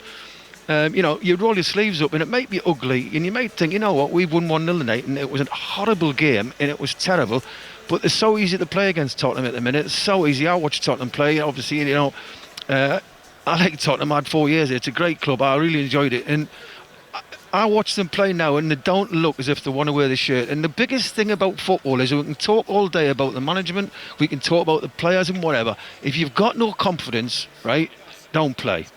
Just put your hand up and say, I'm sorry, I can't play. You want players who are going to roll the sleeves up, get on the ball, what you paid for, what were you bought for, to create, to do things and work. And the simple thing about football is working hard, being an organisation. That's not hard. But you look at so many players on that pot in the Haid, because they've got no confidence. They don't want to cross that white lane on a Saturday at 3 o'clock whenever they play. They don't want to cross that white lane. That you can see that. Every time I watch Tottenham, it looks so easy to play against them. Any ball in the box looks like a goal. They don't close down anybody. The basics of the game, they need to get together. You know what they should do? They should go out and have a good drink and have a good chat and tell the truth to each other. Never mind the management. The management's the management. You listen, you can put who you want in there. At the minute, they're not going to change it. The team is lacking lack of belief, and there's obviously people say, they get on well and this is their team spirit. There's no team spirit. Yeah, they can only get subbed tonight. All right, nobody wants to say that, and I totally agree with what I was saying before, Robo. But at the end of the day, right, the manager's had to make a decision. Why are they conceding so many goals? Yes, he's threw one in, maybe it's 2. But it's still, at the end of the day, there's 5 goals gone in that goal again. It's so easy to play against Tottenham. And do the players not look at each other and think, we're not doing it, we're not rolling with sleeves up, we are not playing for Tottenham Hotspur. I don't know why they've drained the confidence or why they're not playing for the club, but at the end of the day, they've got no confidence and no belief, and they're not going to go anywhere. And people say they're too big, they're too good to go down. No, they aren't. Unless they roll their sleeves up and start winning ugly and competing, they've got no chance. Paul, on the players who are missing for Spurs, and you and Chris have both highlighted the same issue of the organisation and the application, the sort of basics, the kind of very least that you can expect from your group of players. But the players who are the ones that everybody seems to be pinning their hopes on, James Maddison, Kulusevski, Mohamed Kudus, they are creative, attacking players. They're not necessarily going to be the answer, and I know they're not the only players who are injured at the moment. That's a very well constructed question, Kelly. Those type of players are luxury players, not the ones that are going to dig in and go into tackles, and the type of players that you want in this situation. Understand exactly what you're saying. And actually, yes, Tottenham have got a huge injury list, but other clubs have got injuries as well. But when you look at the personnel and the starting 11 that they're able to put out, the minimum requirement is maximum effort. Listen, they didn't even look like they were facing the right way at times tonight. You know, set plays, the organisation, Romero's on the pitch, Van der Ven's on the pitch, Pedro Porro. There's got to be leaders out on the pitch. There's got to be somebody who turns around to everybody else on the pitch and goes, hang on a minute, this isn't good enough. We need to do this, this and this. 11 players against 11 players. If you set your stall out to be very difficult, how often do we see it in the FA Cup, in other cups? Me and John did it the other week at Macclesfield, wasn't it? We went to Macclesfield and we watched a team of determined players who weren't as good as their opponents, but their attitude, their application was on a level where they were determined to put in some kind of performance. And that is what's lacking. That is just not there. The finger was pointing at the owners, or being pointed at the owners by the fans. Obviously, Daniel Levy has now left the club, and it's, while the owners have stayed the same, the structure at the club has changed. While it's still in flux in this way, is there a way that it can be rescued at that level? I think Daniel gets a lot of criticism, and he has had a lot of criticism over the years, but when you look at the way that Igor Tudor was appointed, I don't think if Daniel was in charge, Thomas Frank would have got as long as he did. and I don't think there would have been any type of waiting period. I think as Thomas Frank drove out the training ground, the new manager would have been driving the other way if Daniel was there.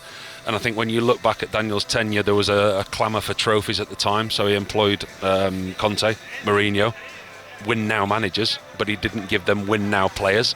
And I think there's a lot of criticism that can be aimed at that level over the years for recruitment.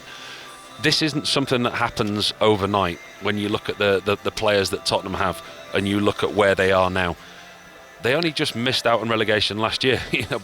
They won the Europa League, but you look at the Premier League position, and if you circle a drain long enough, it's an old-fashioned saying, you're going to fall in at some point. Kelly, if you look at Tottenham, right, basically they've become... Daniel Levy got stick for no reason at times, I thought.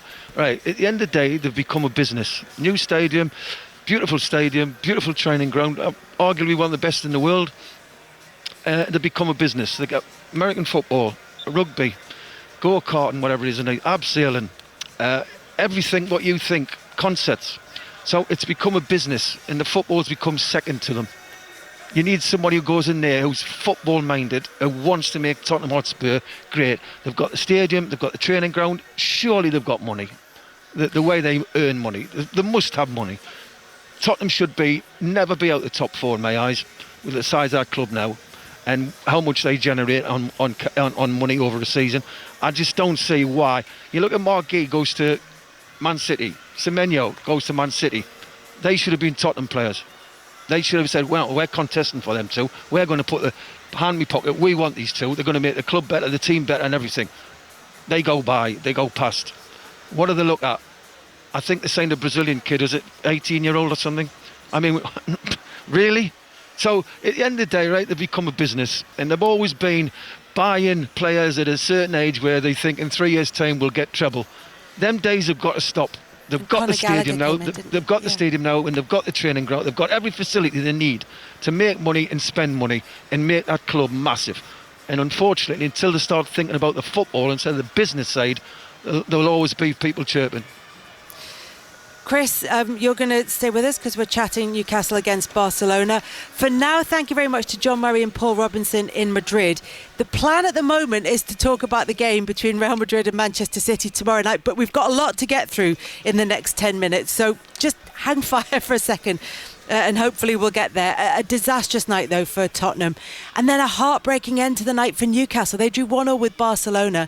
They were all set for a famous win, Ian Dennis. And then a dramatic climax and such a cruel finish, because Newcastle United, as you say, were just seconds away from a famous win. Harvey Barnes popping up with 4 minutes left from Murphy's cross from the right with what looked to be the winning goal. But as Newcastle supporters prepared to celebrate their first win in 29 years over Barcelona, there was a sting in the tail. Chow caught Olmo in the 5th minute of stoppage time. There was 4 minutes, a minimum of 4 to be played. And the penalty, which was the last kick of the game, was dispatched by Lamine Yamal. It was harsh on Newcastle, who deserved the win. Barnes had earlier hit a post. Newcastle were the better side, but they will face a different proposition from Barcelona in next week's return leg. Chris, how impressed were you by that Newcastle performance right up until the very last kick of the game? No, excellent tonight, Newcastle. You can't fault them. The fans played the part. The atmosphere was electric, and the Newcastle team were really pumped up for it. You could see that, and we were waiting for them to run out of legs, to be perfectly honest, and they didn't. They made the substitutions at the right time. The tempo stayed high. Barcelona, I've got to say, very disappointed. I was watching them tonight. I was expecting a lot more from them. The technical ability and the way they look after the ball. Newcastle got into them and showed them little respect, and they took the ball off them many. And at times Newcastle got in great areas, crossed the ball, put the ball in the box. Unfortunately, when Newcastle didn't have enough players in the box, and when they scored, they thoroughly deserved it. And you thought, yeah, that good result, 1-0, they deserved it. Could have been 2 or 3, really. And then they give the penalty away at the end, and Barcelona got out of jail there for me. But it'll be a different game in Spain, in Barcelona. We know that Barcelona very rarely lose at home, so it's going to be a completely different game. But as for the standard of the performance tonight, Newcastle are absolutely excellent. What about the levels of energy that were shown by Newcastle as well? It's been a long season for a lot of clubs in the Premier League, but particularly with the way that Eddie Howe wants Newcastle to play. And as you said, everybody watching expecting that those energy levels would drop, but they never did. No, they didn't. Asula started it up front. He a very willing runner. He hasn't played as much football probably as he'd liked.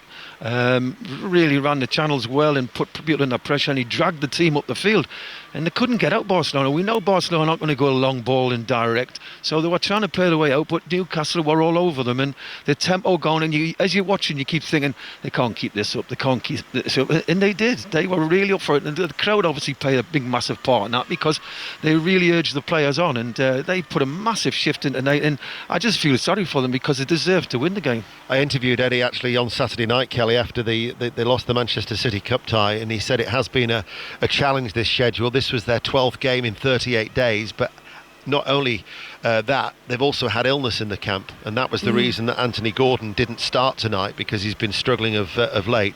But you wouldn't have known that, the way that everybody put in a real shift, and unfortunately they didn't get what they deserved. Talking of what people deserved, Harvey Barnes was the goal scorer for Newcastle. How much did he deserve that moment? Yeah, well listen, I think they were excellent. Right, left, down the middle of the midfield. Joe Linton and Tonali and Ramsey, they were all at it tonight. It's hard to single anybody out and really say who. Asula ran the channels well. He was here, there and everywhere, and the shape of the balance of the team was absolutely excellent. And listen, Harvey Barnes has got a goal in him. We've seen him over the years when he was at Leicester. He likes to come inside, doesn't he? It was a gift for him tonight. The ball comes across to Murphy. Rafinha somehow was at right back because the full-back had gone up the field and pretended to get cramp, and he didn't get back in position. Rafinha ends up standing there ball watching, and Barnes nicks in and scores, which they thoroughly deserved. So yeah, listen, he's got a goal in him. He likes to come inside, and he can wrap his foot round it, and we've seen him do it many times. So but it's cruel, the game, because as I say, they give that pen away at the end, and Barcelona didn't deserve anything tonight.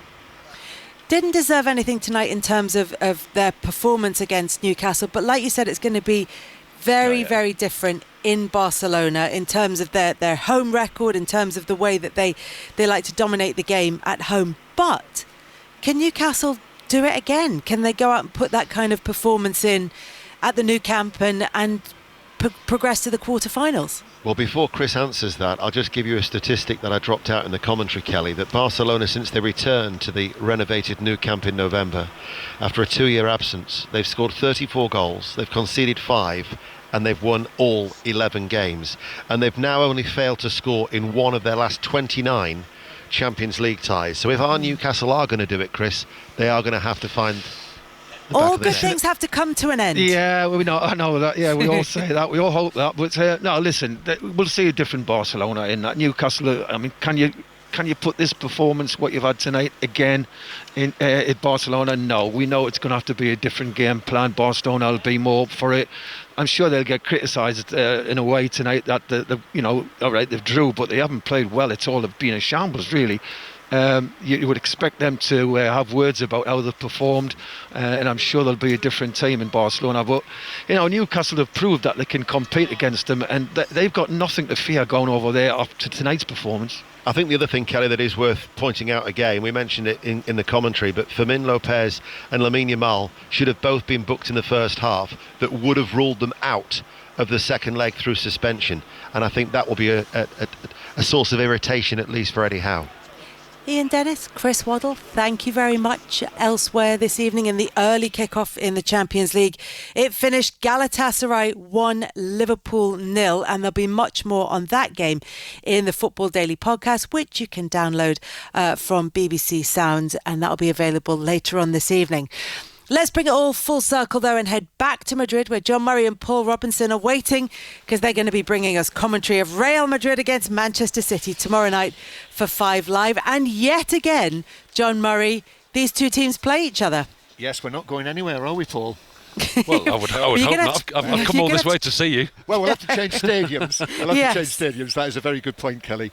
I think... we were here in December when Manchester City won in the league phase, and of course now Real Madrid have been hit. They've got injuries, and significant injuries as well, of course, in that Mbappe and Bellingham are out of this tie, and things are a little rocky under Alvaro Arbeloa. And my feeling would be, certainly with the second leg in Manchester next week, I would have Manchester City as favourites coming into this tie. What do you think, Paul? Because Pep Guardiola was very happy with how City played on Saturday night in the win against Newcastle. He said that defined who we are. No, I concur. I completely agree with John. I think they're in a good place at the moment, Manchester City. The recent draw against Nottingham Forest, I think that was a surprise result for a lot of people. But I think the attacking quality that City have, Real Madrid will hold no fear for Manchester City going there. I think we went last year, didn't we? They put a good account of themselves up there last season, and I think when you look at their squad, when you look at them man for man, I think they're a better side. One versus one all over the pitch, and I think it'll be a really interesting tie tomorrow. Without a doubt, it's the tie of the round, but I do think Manchester City are favourites to go through. Having dropped points in the league and having given Arsenal just that chance to get their noses in front, and even with that game coming up in April where they play each other, is this their best chance of silverware this season, the Champions League? No, I mean, we talk about Arsenal in the quadruple. Let's not rule out Manchester City. I mean, they're still competing. You still think? No, that's not my personal opinion, but you look at the competitions they're competing in. You know, you look where they are. Absolutely. I mean, the Champions League is obviously a route to huge silverware, but for all we talk about Real Madrid, they might not be the team that you would expect them to be at the moment. They might not be firing on all cylinders. They have such an affinity with this competition. You know, you look at the history, their managerial futures are quite often decided on this tournament and their success. Never mind success in La Liga, the manager's future quite often rides on Champions League success. But for Manchester City, they've got a huge opportunity. Yeah, but from the position that they're in and some of the draws that they've got as well, obviously going to be playing Liverpool in the FA Cup. They've got a final against Arsenal. That was a swift move of hand from you with your iPad. You've got the draw there, haven't you? That was very good, John. They've got to overturn the lead that Arsenal have in the Premier League, and the part of the draw that they're in the Champions League. So if they get past Real Madrid, it's entirely possible it will be Bayern Munich, and if they get past Bayern Munich, it's possible it could be PSG or Liverpool, and that's before they even get to the final. It is an extremely tough route that lies ahead for Manchester City. So in answer to your original question, Kelly, no, the Premier League's probably the best route. Well, you say that now, but when it's clipped up for socials, it's going to say Paul Robinson says Manchester City are going to win the quadruple. Thank you very much to both of you. Thank you to John Murray, to Paul Robinson, and they will be your commentary team for Real Madrid against Manchester City. Wednesday night, 5 Live, 8 o'clock, updates from Chelsea against Paris Saint-Germain as well. And before that, the early kick-off is Bayer Leverkusen against Arsenal. That one kicks off at 5:45. Time now, though, on 5 Live to hand over to Tony Livesey. Evening, Tony. Kelly, yes, hello. Brilliant stuff tonight. I was listening to Colin McNamara. I don't know you do it every night. I was coming in, I had to be prized off the steering wheel. The stress levels were so high listening to it. Do you know what? You don't ever want Conor McNamara commentating on a Burnley game that is a kind of crucial one, because Conor makes everything sound exciting and interesting and dramatic, and if you're even slightly emotionally invested, it's exhausting. I know, I found that. But it's great for neutral games. I almost had to take the ice bucket challenge when I got out of the car. Anyway, Kelly, lovely, great stuff. Thank you. Take care. Thank you. And as discussed, another great night ahead on 5 Live Sport tomorrow night in Champions League. We'll get into that later on.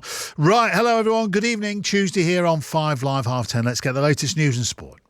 The voice of the UK. This is BBC Radio 5 Live. The news headlines tonight. Fresh explosions have been reported in Tehran after the US Defence Secretary Pete Hegseth warned that today's airstrikes on Iran will be the most intense since the conflict began. The White House says the US military is moving to dismantle Iran's missile production infrastructure. Joey Barton has been remanded in custody after appearing in court charged with an assault near a golf club in Huyton on Merseyside. The former footballer appeared along with another man, 50-year-old Gary O'Grady, who's also accused of assault and was released on conditional bail.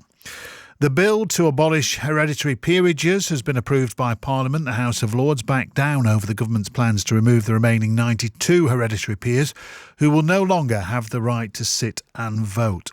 And some local commuter services are expected to resume at Glasgow Central Station tomorrow, 3 days after a large fire in a neighbouring building forced it to close.